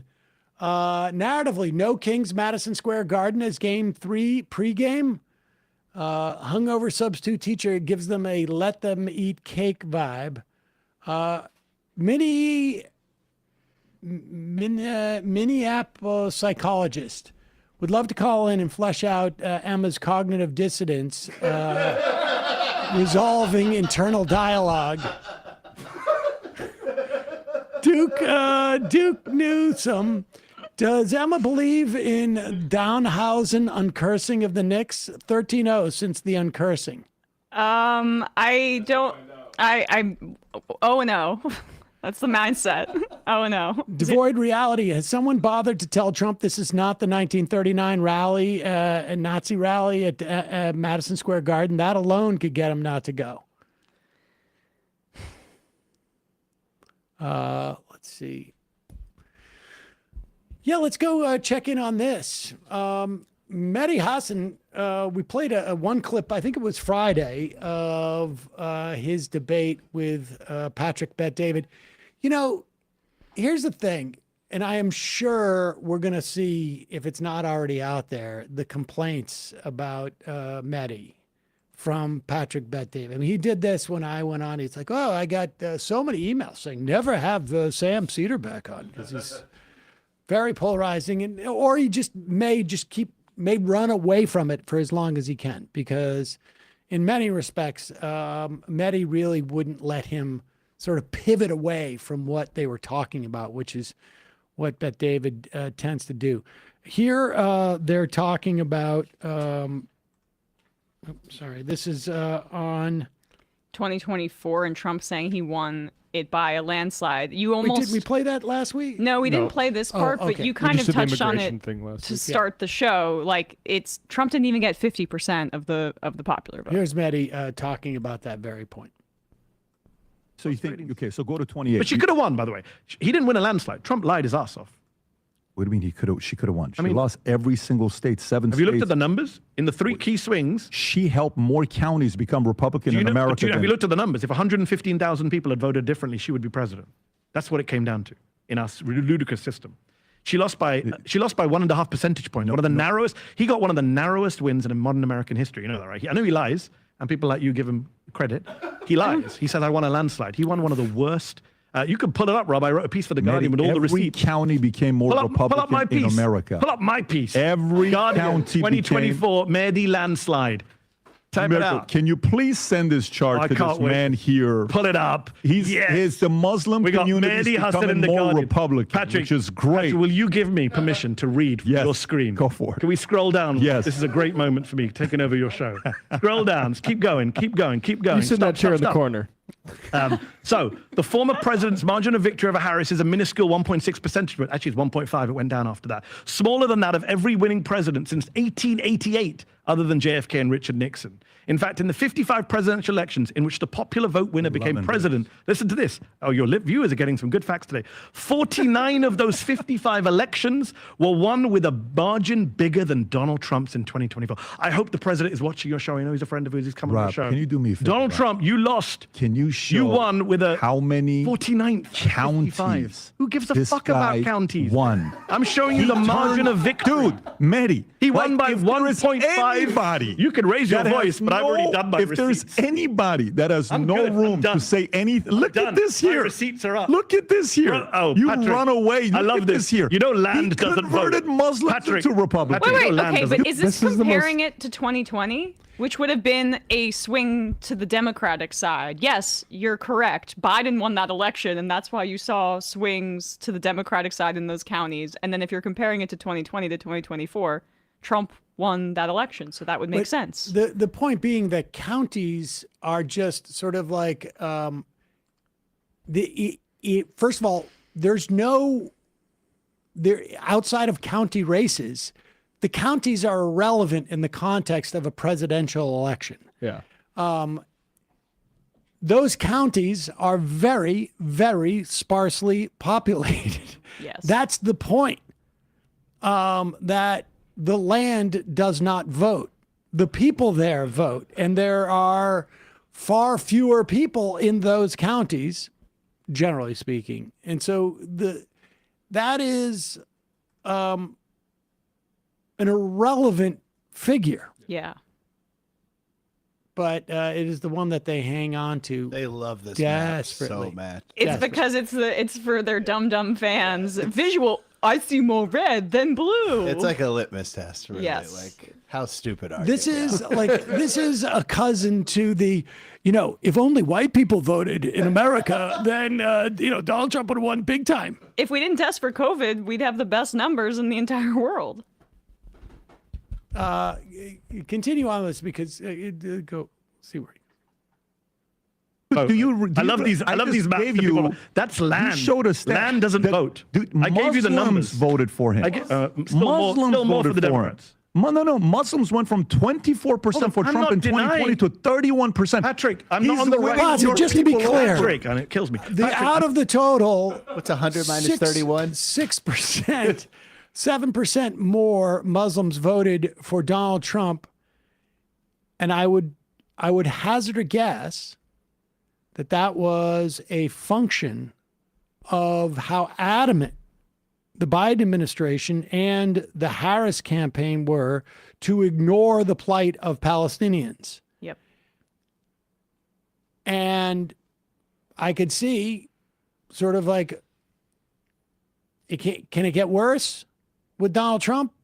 I can see asking that question. I think, unfortunately, the answer was always pretty clearly yes. But that one small shift, it's just weird. Well, he's to fixated sort of- on it because of Mehdi's identity, it feels like, or he's just Of trying course, to hit that's him. exactly what it is. It's such a childish way to view the race, and those results were what we were screaming about prior to the election, and it ended up being the case that there were a lot of Muslim voters in this country that were obviously outraged by the genocide, and they voted in they did a protest vote, or they voted for Trump because he said that he was going to start no new wars, and what has he done?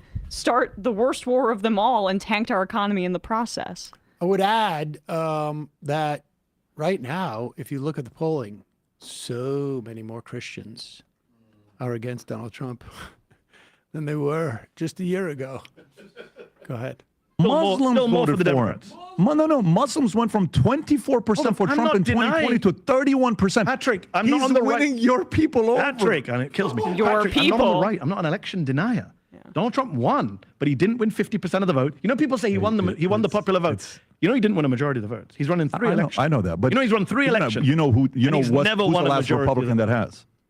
George W. Bush. Yeah, it's the last one that did it. It's not a. That's not like a. Oh my God, he didn't win the majority. But he hasn't. But he brags and says he does. Yeah, but he's never won a wait, majority. hold on. Pause it for a He's second. polling George God W. is Bush ass. was He's the last president who was a Republican. I don't understand what that. Well, that's not proving the point that PBD thinks it's proving. It's proving that the Republicans can't, for the most part, get a majority of the country to support their agenda. Why are you using that as a brag, bro? By the way, he's lost all that support from Latinos, young people, and Muslims. You accept that, right? That coalition he put together is gone now. Yeah. So this the part. Yeah. Where guys like you come out and they'll say what they'll say. They say fact. Did you see the spot? Did you see his endorsement? How they did? Did you see his Which endorsement? How they did? Everybody he picked. Did you see how many of them won? Oh, in the primaries? Yeah. Did you see? Great news for Democrats. That's Great the news. Tell me why. Tell you me think why. James Tallarico wants to run against Paxton or Cornyn? I'm actually curious. Tell me why. No, he picks horrible candidates. Remember, what was the Georgia candidate? They should have won Georgia and they lost. Who did they put up? Herschel Walker. Remember that? Remember Herschel that Walker? I remember. Remember the dude Good in running back. Alabama? He had a hard time speaking. Remember the though. dude in Alabama who was accused of child molestation that he denied? I can't remember his name. Alabama guy from his first term. He backed him. He Talk lost. about now. He picks. Talk about he picks now. bad candidates. 117. 117. Yeah, but why would you back Paxton? Let's just talk about the main. Tell me why you. So you like establishment But this is, candidates? Like I'm Cornyn. sorry, he's not using the correct metric. He's talking about the primaries, and yeah, you're in the cult. That's the whole point. It's the special elections are the metric that should be used here, because that's actually, in most of these instances, Republican versus Democrat, and Democrats are overperforming a lot in special elections. I'll just remind people the original thing was that Trump didn't have a landslide, and now we're talking about him like outperforming previous Republicans. This is the way that he operates. Is like I'm on non-terra firma, and so it's time to just keep running around. Essentially, that's been my experience. And of course, he doesn't have his crew around him. Are they on vacation or something, or where have these guys been? I don't know, but I guess it's just Mehdi that we're talking about. Whoever made the choice for it to be mano a mano with Mehdi, I think made the right one, not for PBD's purposes though, because you can see how disarmed PBD is by how eloquent Mehdi is, and the fact that he's wearing a suit and is speaking at him with confidence. That's how you win over business scammer guys like him. Puff out your chest as well. Let's go to the IMs for a second. Tom in Seattle, I just switched from Apple to paying you directly. Thank you. But don't see an easy way to still use the app with the membership. You got to log in with your membership credentials into the app. So you can use the app without logging in. But if you log in, then it opens up all the member features. And you should have gotten an email from a Kyle at fans.fm when you signed up. So check your spam folder. Otherwise, send us an email at members@majority.fm, and we will, within weeks, we will get back to you. We do our best. We do our best. Never mind. You want to do this? Yeah, you hear a lot of comparison with, for some reason, like it's weird, with Plattner and Paxton. And honestly, like, and yes, Plattner, this obviously well documented, said some bad things in Reddit 10 years ago. He has some things that he and his wife are working out in their marriage. And he's been accused of being a bad boyfriend by a Republican operative. And again, that was also 10 years ago that she dated him, I guess. And so, but then Paxton had 8 of his top advisors come out and whistleblow on him for being so corrupt as a public official. Again, Plattner was not a public official or even a public figure at that time. You have Paxton obviously has some type of like biblical problems with his marriage. It's going to become, I think, a little bit bigger deal going forward. Paxton is, largely considered just a horrible figure in Texas. Even a literal crook. Even Republicans, even the Republican-led state house impeached him. He got off by the skin of his teeth with the Senate in the state of Texas. I am trying to think of what person could come out. You've already had staffers. Like, what person could possibly come out and say, I think Paxton's a mistake from this, where it would show even the most unbiased person who could do that. I mean, it would have to be someone like Trump, or maybe the guy Jesus Christ, or maybe the guy who tried to defend Paxton during the impeachment. Here he is with James Tallarico. Politicians. And I think what people are hungry for is a campaign that's going to bring us together. And that is exactly why I am supporting you. As you know, I defended Ken Paxton for years in the impeachment trial and in state criminal cases. But in my view, respectfully, I think Ken has lost sight of his core mission, which is to represent the people of Texas. And unlike Ken, I believe to my core, James, that you believe in unity over division. and that you know how to assemble not only Democrats, but independents and Republicans. And we need that right now. We need it more than in my lifetime, and I'm old as dirt. But we need unity. We don't need any more division, and that's why I'm supporting you. Well, one, I believe that everyone deserves good representation, and everyone deserves a good lawyer. Ken Paxton has a criminal record. I have a legislative record. I've served for 4 terms in the Texas House of Representatives, where I've brought Democrats and Republicans together to solve problems. I mean, that's the only. I mean, there you go. Can you imagine having your former defense attorney Yes. who not just defended you? I mean, this wasn't like a guy like Rando going, I'll do the impeachment. No, this is a guy who did his criminal defense stuff too. So this is the guy, he had developed a relationship, obviously, going to bat for Paxton, not just once, but multiple times, has decided that he's lost his, ethically speaking, does Cogdell there, the lawyer, does he have to keep things secret that he knows about? Yes. Oh, definitely. Yes, yes. But I mean, Tallarico led the impeachment proceedings in the House at the time. So they almost have a winking and nodding understanding. Like, we've seen pretty much the same evidence here, right? We know this guy's a complete scumbag. Talk about central casting, by the way. A lawyer representing a crooked Republican in Texas. He truly looks like he looks like he left a Let me grease just add stain on this. that seat. Oh yeah. I want to hear him say oil. When we had a when we had a very litigious, one of the early owners of Air America was considered a fraudster by some people. Also the authorities. I was going to say, were any of those people's juries or judges? The authorities in Guam, apparently, also.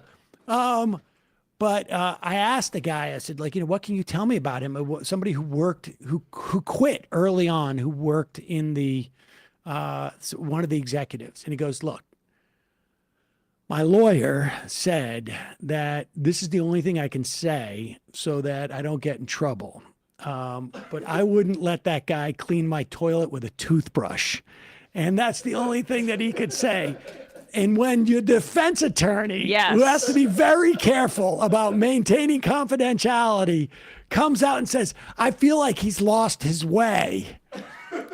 Yes. That is you wouldn't believe the stuff I know about this guy. I think this is pretty devastating for, hopefully devastating for Paxton. But I hope that, I've seen that since the general election has happened and Paxton has joined, they're trying to characterize him as a crook, obviously. But I just hope Tallarico doesn't abandon the billionaire messaging just in favor of going after the wealth of material on Paxton. It's got to be both. Yeah, I'll say this interview, there's a lot of this bipartisan stuff that we're allergic to here, but they did make a point of emphasizing Citizens United and that sort of stuff. So we'll see. I mean, but this bipartisan stuff we may not love it, but I understand why you're doing it in Texas. Yeah, I never anticipated Texas being on the board. We'll see. I wonder if Republicans in Texas are just going to call this guy a rhino immediately and support Paxton even harder. But we'll see.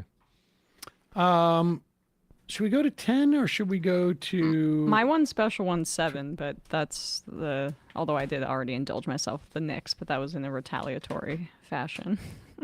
7.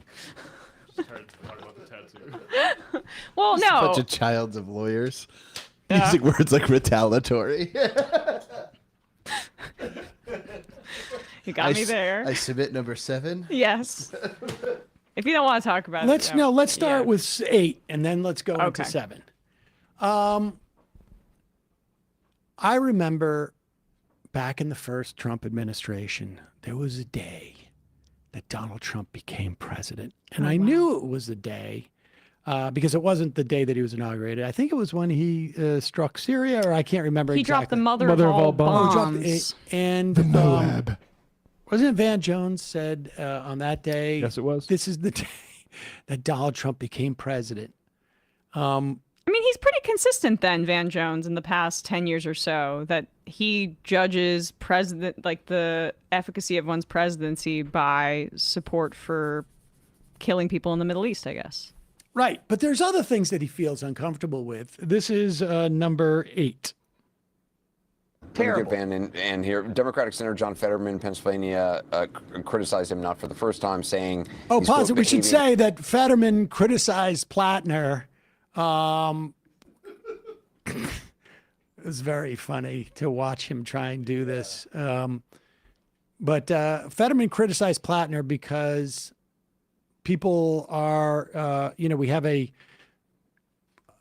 white, working class coded person running for Senate. And so Fetterman, I think unfairly, or Plattner is unfairly compared to Fetterman in this respect, but people are worried that Fetterman took AIPAC money, Plattner does not, and is speaking out aggressively against Israel. And it's just such a coincidence that Fetterman and Van Jones, two of the biggest Zionist mouthpieces that I can think of, one on the political side, one on the media side, are coming out with pretty much this identical is conspiratorial talk. critiques. It's just a coincidence. Go ahead.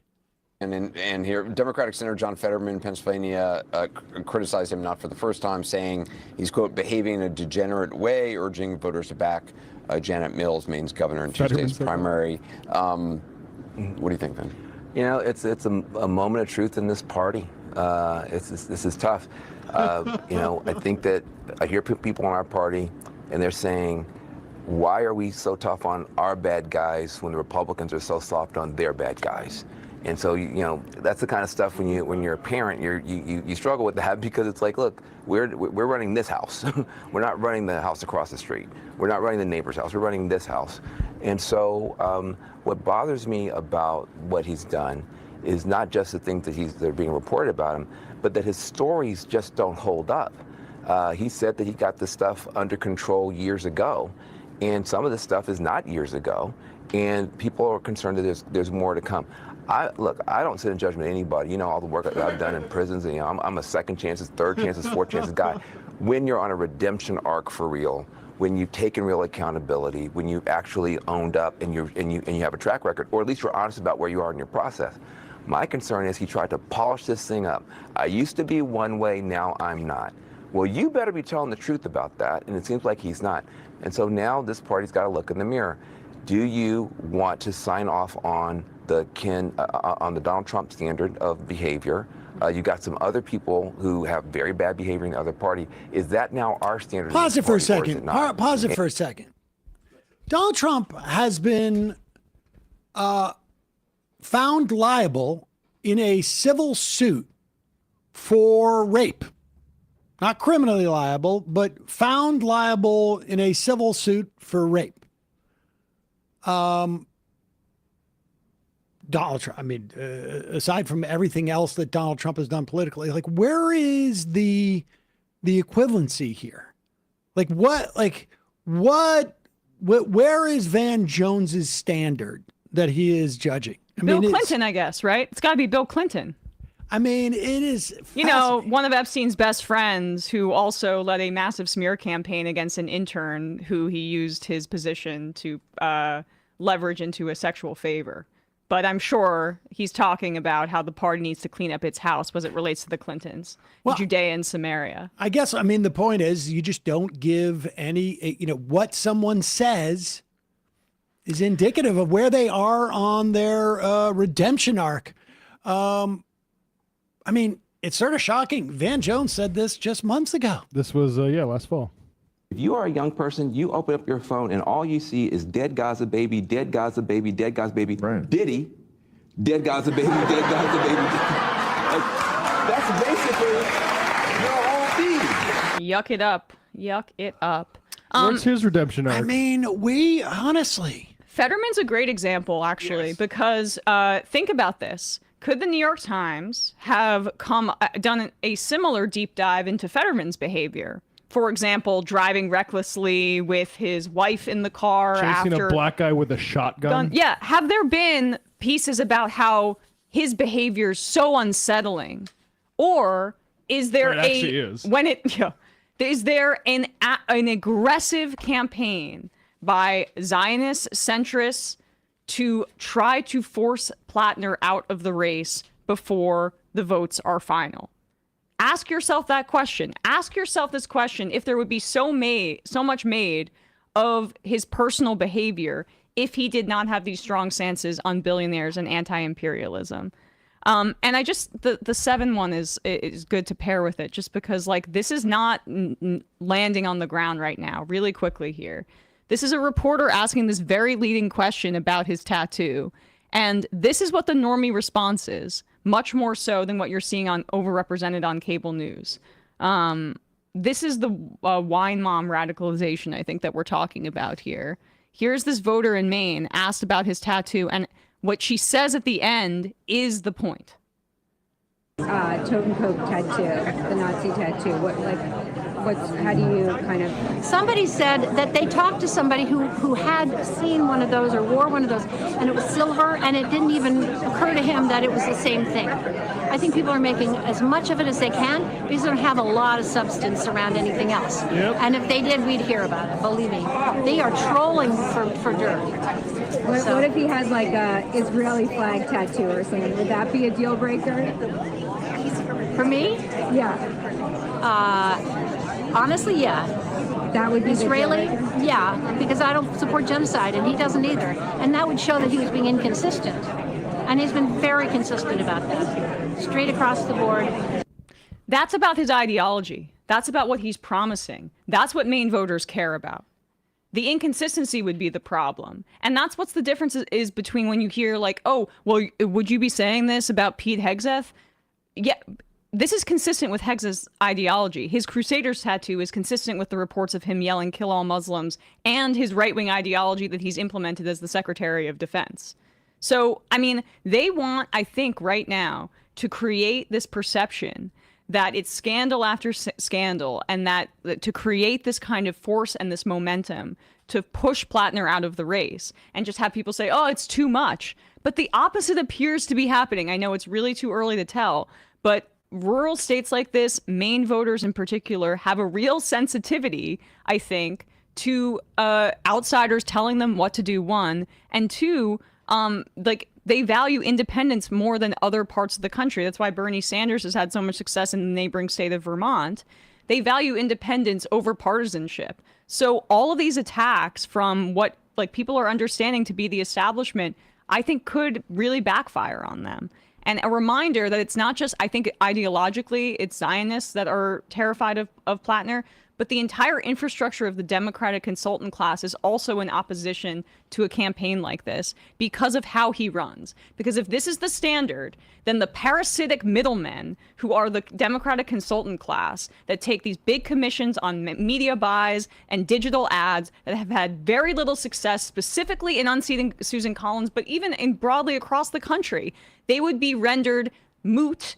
And that's what we need to do, because they are parasitic and taking away all of the energy from the Democratic grassroots. But they are terrified about that. So you have consultants going on television, slamming Plattner over and over again. They're trying it with Abdul al-Sayed, but he's such a Boy Scout that you can't find anything. But this manner of he's campaign... unconventional. Yeah, I mean, and whoa, did he actually do his residency? Like, the manner of campaigning is threatening to the Democratic Party infrastructure. And then overall, of course, the politics of Plattner is threatening to the Zionists that are running a coordinated smear campaign against him. Make no mistake about it. The Nazi tattoo is the strangest thing to me. I mean, I can and I know that, I think some of it on Twitter is bots, but I know that we've had members who have quit the show because they've been upset about our support for Plattner. But put up this thing from this guy that we pulled today. Sorry, Matt. I thought we would just sort of evergreen. This guy, his name is Rob Gardner. I don't know exactly who he is, but he writes, I have to make a post about Graham Plattner. We can look it up about the films that he made. But he writes, I have made 3 films about the Holocaust. I looked at more than 5,000 still photographs of the Holocaust in German National Archive in Koblenz. Spent 2 weeks in the photo archive at Yad Vashem in Israel, looking at thousands of photographs. Did a 90-minute PBS special about the French resistance against the Nazis. And I have an entire book about German military uniforms. And I did not recognize his tattoo as an SS Totenkopf insignia when I first saw it. The actual Totenkopf insignias are small and silver. When I saw the large black version on Plattner's chest, I did not recognize it. I wish I had $1 for every tattoo I ever saw. That was a bad choice. I'd have like $27 right now. And look, like enough to donate to Graham. I think, like, you know, when people say, like, I don't think he knew about it when he knew about it, that he may have known about it later. I mean, I think it's very hard to believe that he knew about it when he took his shirt off at his Jewish sister-in-law's wedding. I find that hard to believe. The only one claiming that is that same Republican source we've now found out due to the Times naming her and in their reporting. And it's also conceivable to me that he did know earlier than we've been told, and had gone through it. People are like, how could you go years with that? Well, one, it doesn't register as a Totenkopf. If people don't recognize it until it's like said, then I think that, you know, I can tell you, I've never gotten a tattoo. I don't think I ever would, just because, like, the idea of inflicting actual pain on myself for no material gain it's just beyond Such coolness. Exactly. That's not, like I say, not material gain. If I felt a way of monetizing that coolness, then I'd do it, but I don't think I could. It's not inconceivable to me that somebody who got a tattoo with his friends who he fought in a war with, and some of whom probably died, would be like, this isn't a Totenkopf to me. It is just this thing that we got and didn't know what it was. Yeah, and it represents my relationship with these guys, whatever. I mean, so hearing one interpretation of a symbol is at one time is different than accepting that that's the dominant interpretation and you have to respond to it. So the Nazi tattoo thing, it never makes sense to me unless there was like other evidence that he's a Nazi. And frankly, it's the exact opposite. I mean, this is a guy, if you look back into his history, you know, and there are people who are offended and don't believe that his arc of, like, in terms of his perspective on women or race is real. And all I can say is that, like, we have a listener who was the woman who spoke up at one of his early rallies. And for the first time in public, said that she had been a victim of sexual assault, and then met with Plattner, and ultimately, like, came to be one of his biggest proponents because thought there was a that the redemption was real. There is an activist in Maine who goes by on Substack. What is it? Black Girl in Maine. Black Girl in Maine, who has written extensively about Plattner and saying that, you know, like, this is a guy who I've been in rooms with who the way he speaks is far more, and the organizing he has done, far more dramatic than people who have spoken in a better voice. I mean, so that's like, so just, you know, I don't feel like we have to justify this, but the idea is that people should understand that's what the basis of this is. Yes. And then on top of which, if you're mad that there isn't a better candidate out there, understand why that's the case. That is because of Janet Mills and of Chuck Schumer scaring everybody out of the race. And the fact of the matter is, tomorrow, Maine voters are going to the polls. And then you have a decision.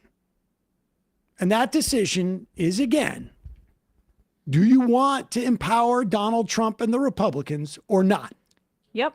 Yeah. And I think it's a good argument for people to hear. I still maintain, though, that I think Plattner is a good candidate and is withstanding this smear campaign, and with the strength of his candidacy and his voice for working people, for anti-imperialism, for taking on the billionaire class, and with an outsider status. I still think, in spite of all of this, he is a good candidate. I really do think that. I think if we got the internet histories of a lot of professional class Democrats, the way we got in Plattner's, that they would have a lot more to apologize in Plattner for. I think that people like Van Jones like to overstate it. People like Van Jones and John Fetterman have blood on their hands from a genocide. David Brooks has entered the building and said that he's a degenerate. David Brooks, who had an affair on his wife and married a woman who was 23 years his junior. Yeah. His who I research also think assistant. Research assistant. So, I Yep. mean, there's a lot of, so, and not necessarily the voice of reason. Yeah. But I will say, actually, not only do I think Plattner is a good candidate, and time will tell. We got 5 months. Very weird time for this stuff to drop. If I was running against him in a general election, I would wait. I would have waited. But they didn't, because I think they really did not want to face him in that general election. But here's the other thing. This is a guy who has visited every part of Maine already in the primary. He is going to visit every part of Maine probably 3 times over. Aside from having dramatically more energy than Susan Collins and certainly Janet Mills. From everything that I'm reading about from people in Maine, he is organizing. Exactly. He is not just running a campaign. He is creating a system which is going to help him from a legislative perspective, but it's going to do something else. There's another senator in Maine, and he is 81 years old, Angus King, and I don't know when he's up for re-election. But I imagine relatively soon.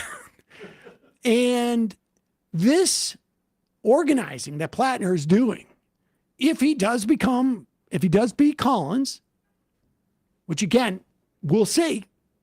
She has defied the odds in the past. But if he does beat Collins, he is going to have arguably the strongest statewide organization in the state.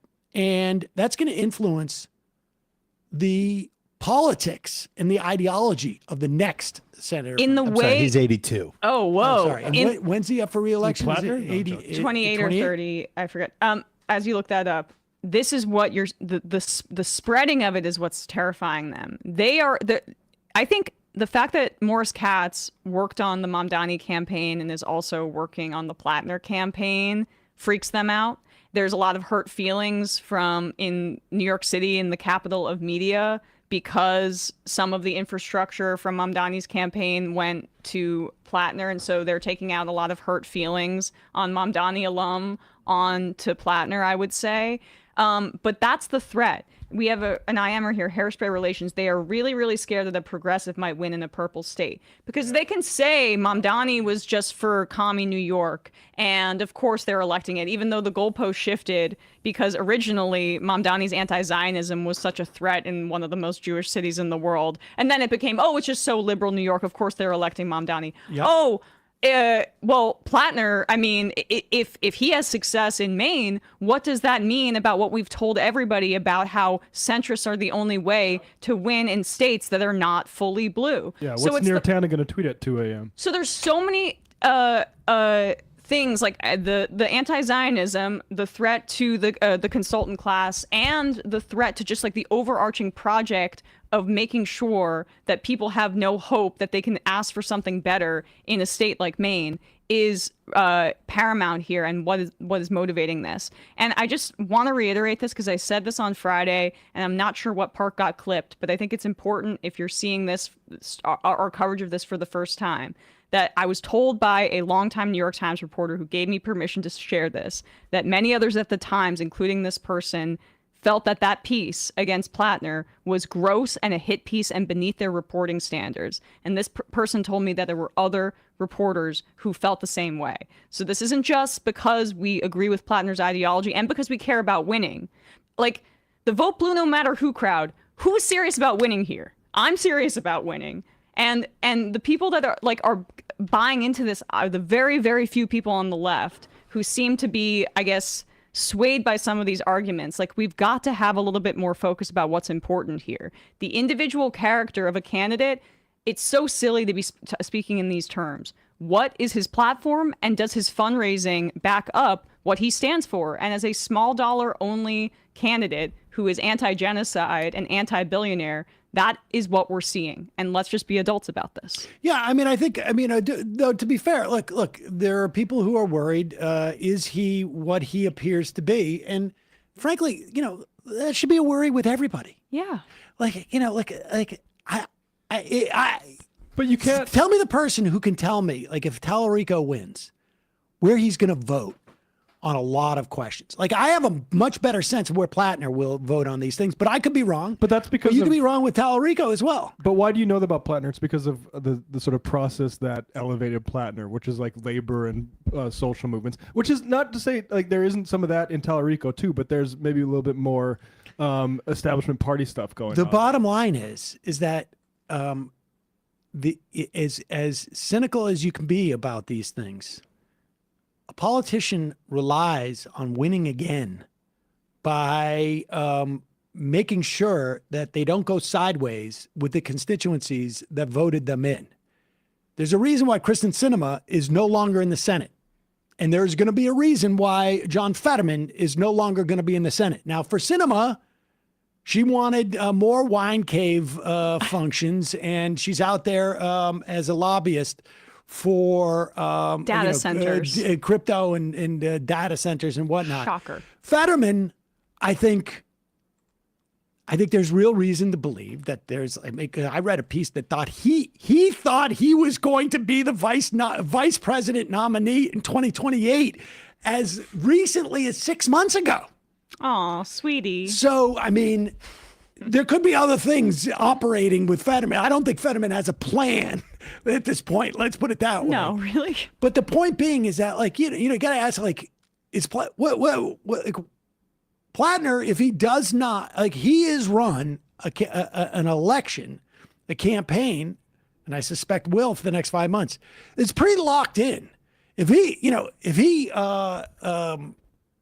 doesn't vote and legislate in a way that is consistent with supporting working people and unions and immigrants and women, for that matter, and all of these things, he's going to be in big trouble. There's not a big margin for him to do this in Maine. So you have to contemplate that.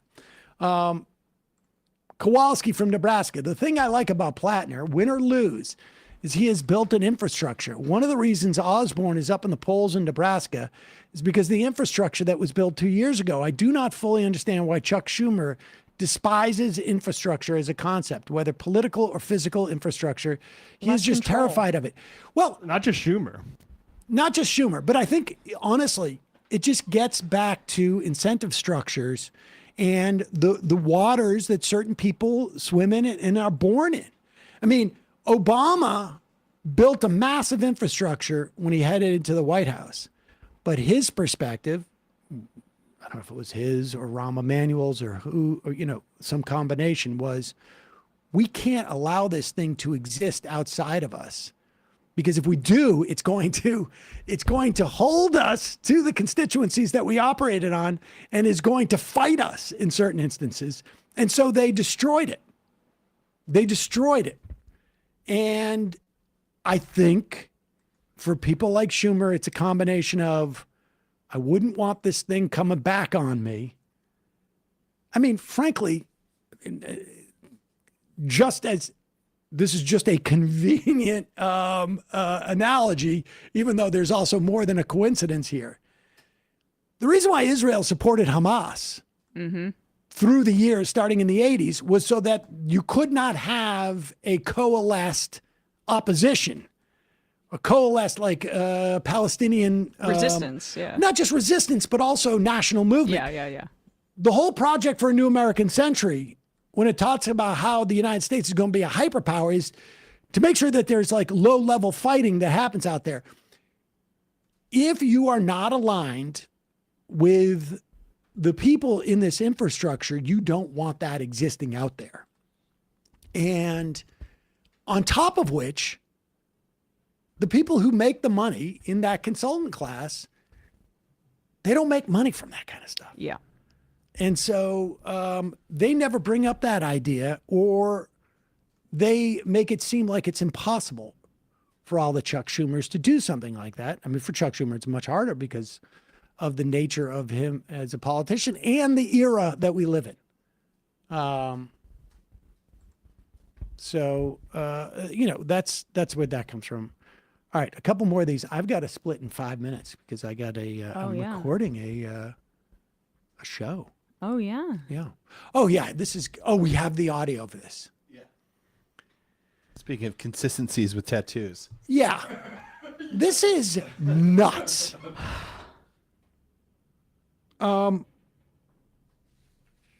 Pete Hegseth, our Secretary of War, or self-styled. He's the Secretary of Defense, but he calls himself the Secretary of War because he's such a macho guy. So macho. God, I hate that. Is he the German Secretary of War or square. the American Secretary of War? He is actually the American Secretary of War. Okay. It was unclear. He also has a tattoo that is associated with more with neo-Nazis. I think he knew what that one was. Crusaders. From the guy that chanted "Kill all Muslims." He's got infidel tattooed on him in Arabic too. Okay, so he's got some tattoos. But he didn't know. Is the case closed? Is it just like his tattoos define you? No, it's also, there's a lot of other evidence that suggests that that tattoo is not a coincidence, but rather indicative of an ideology that he continues actively promoting to this day. Here he is at the 82nd anniversary of D-Day. Do you know what D-Day is? Oh, Brian, you were in the military. Tell us what D-Day is. You were military intelligence, so you can tell us. It was an insurgent operation. No, you know what it was. It was when they invaded the grounds of France, and it was a turning point in the European theater of the World War II. Why'd they call it D-Day? Oh, good job. You know I'm not 97 years old. I wasn't. That's not the war. That you fought in? I didn't fight in any war, really, if we're going to be truly honest about this. I don't know why they call it D-Day. Somebody look that up. Like departure day. Departure or day. decision day. Yeah. So Departure or decision day? I mean, let's see here. National Archives. Listen, we're not Republicans. We don't exactly. watch World War II documentaries all day. Not falling asleep to the History Channel. Nevertheless, D-Day was when the Allied invasion of Europe, essentially, the big counteroffensive, which ultimately led to Berlin. Right. Which is what I just said. Yeah, and here's Pete Hegseth. Now, one of the things that was like a really primary theme of World War II was freedom-loving people fighting against fascists, Italian fascism, German fascism. And one of the things that is really primary about fascism is a nationalism that is so intense that you create boogeymen of like people who are like of the out group. And that out group can be a group that has been in your country for many, many years, or it could be like a group that's trying to infiltrate your country. And so Pete Hegseth really got into that idea on this celebration of D-Day. The Nazi war machine and liberate a continent. Sadly, today, different European beaches are stormed by different dangerous ideologies. Beaches in Spain and Italy. That just sounds like the Americans were the dangerous ideology. Yeah. Because if you look at who stormed the beach in D-Day, Right. it was the Allied forces. Yes, right. Yes, I mean, It's just like in World War II when we got stormed from the beaches. Yeah. Okay. Well, he's trying to argue that these countries are being invaded. Just like We Europe did. was by the Well, good but also just like we're being invaded in this country. Like this is the terminology they've adopted, that immigrants are invading us. And they are, and when he says ideologies, what he's really talking about is like, this is a culture war. Right, I get what he's saying, but from a literary point of view, like the way the metaphor is constructed. Like we landed on the beaches of Normandy to be the ones freeing All of a France. sudden, the vet thinks he's Matt over here with his literature degree. I mean, I'll just say I think it's an open question We're not whether on this is irony or if this is honesty. I genuinely think it might be more honesty than irony. Or third option, ChatGPT, which is always pretty much the #1 go-to for Pete Hegseth speeches. It's definitely there, yeah. Today, different European beaches are stormed by different dangerous ideologies. Different? Beaches in Spain, in Italy, in Greece, and Bulgaria.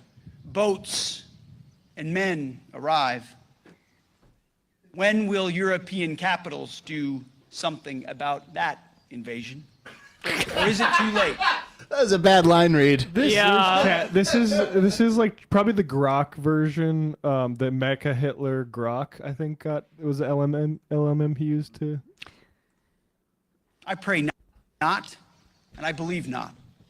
The men who fought and died here. That's so stilted. Let's get that again. Something about that invasion.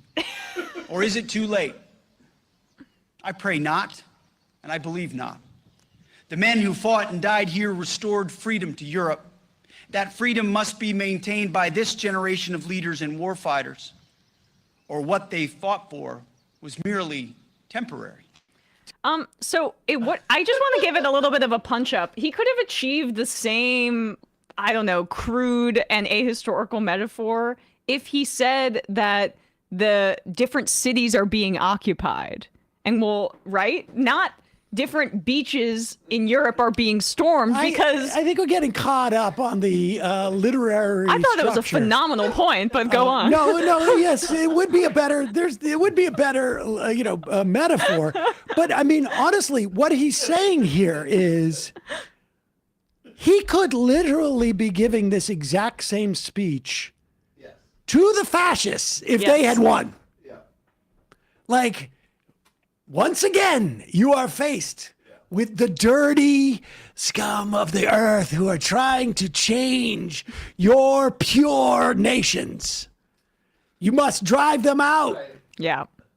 I mean, this is more apt if the German Nazis had won. Yeah.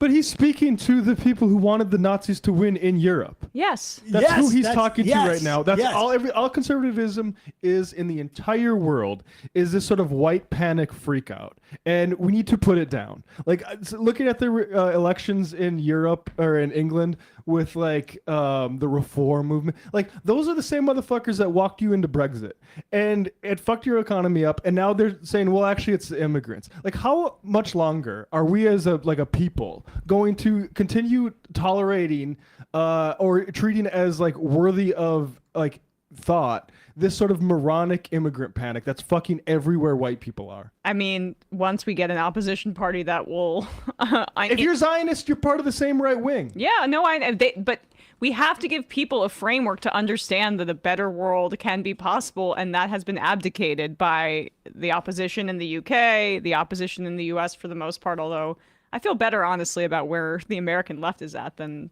where the Labor Party, Brits for are. sure. Than the Labor Party, yeah. All right, I'm going to read 2 IMs and then get out of here because I'm late already. Try a line read on one of those IMs like Hegseth would do it. Okay, spitballing idea. D-Day is a general term for the exact day of an action or planned event. That's good. And you use numbers to indicate how close or far you are from it.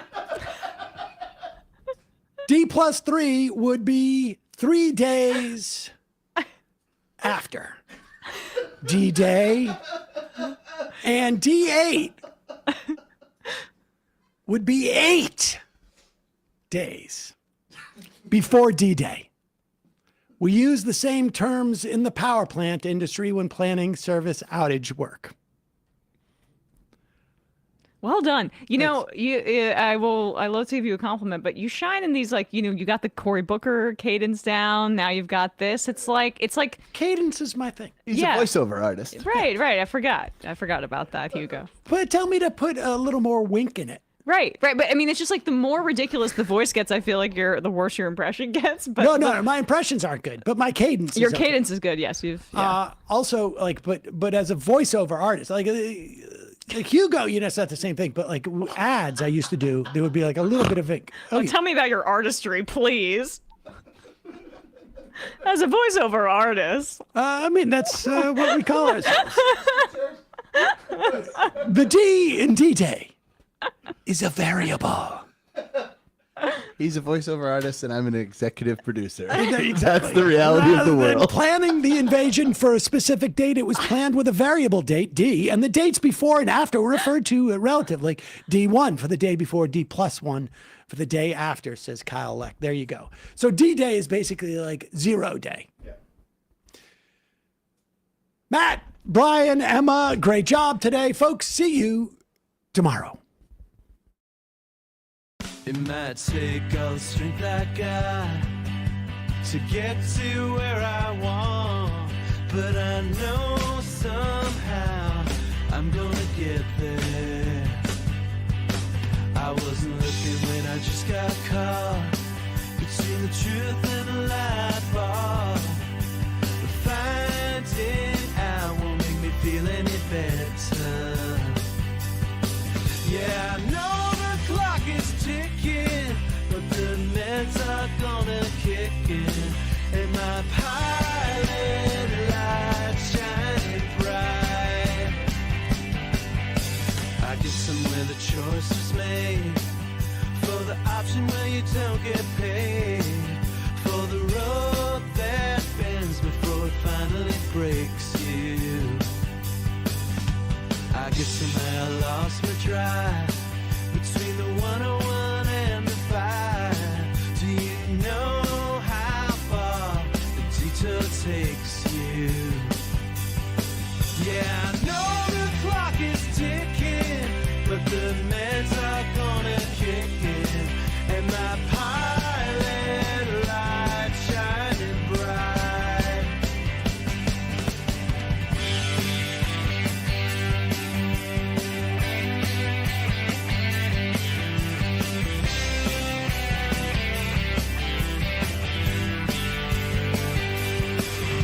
The months drifted into years while I shifted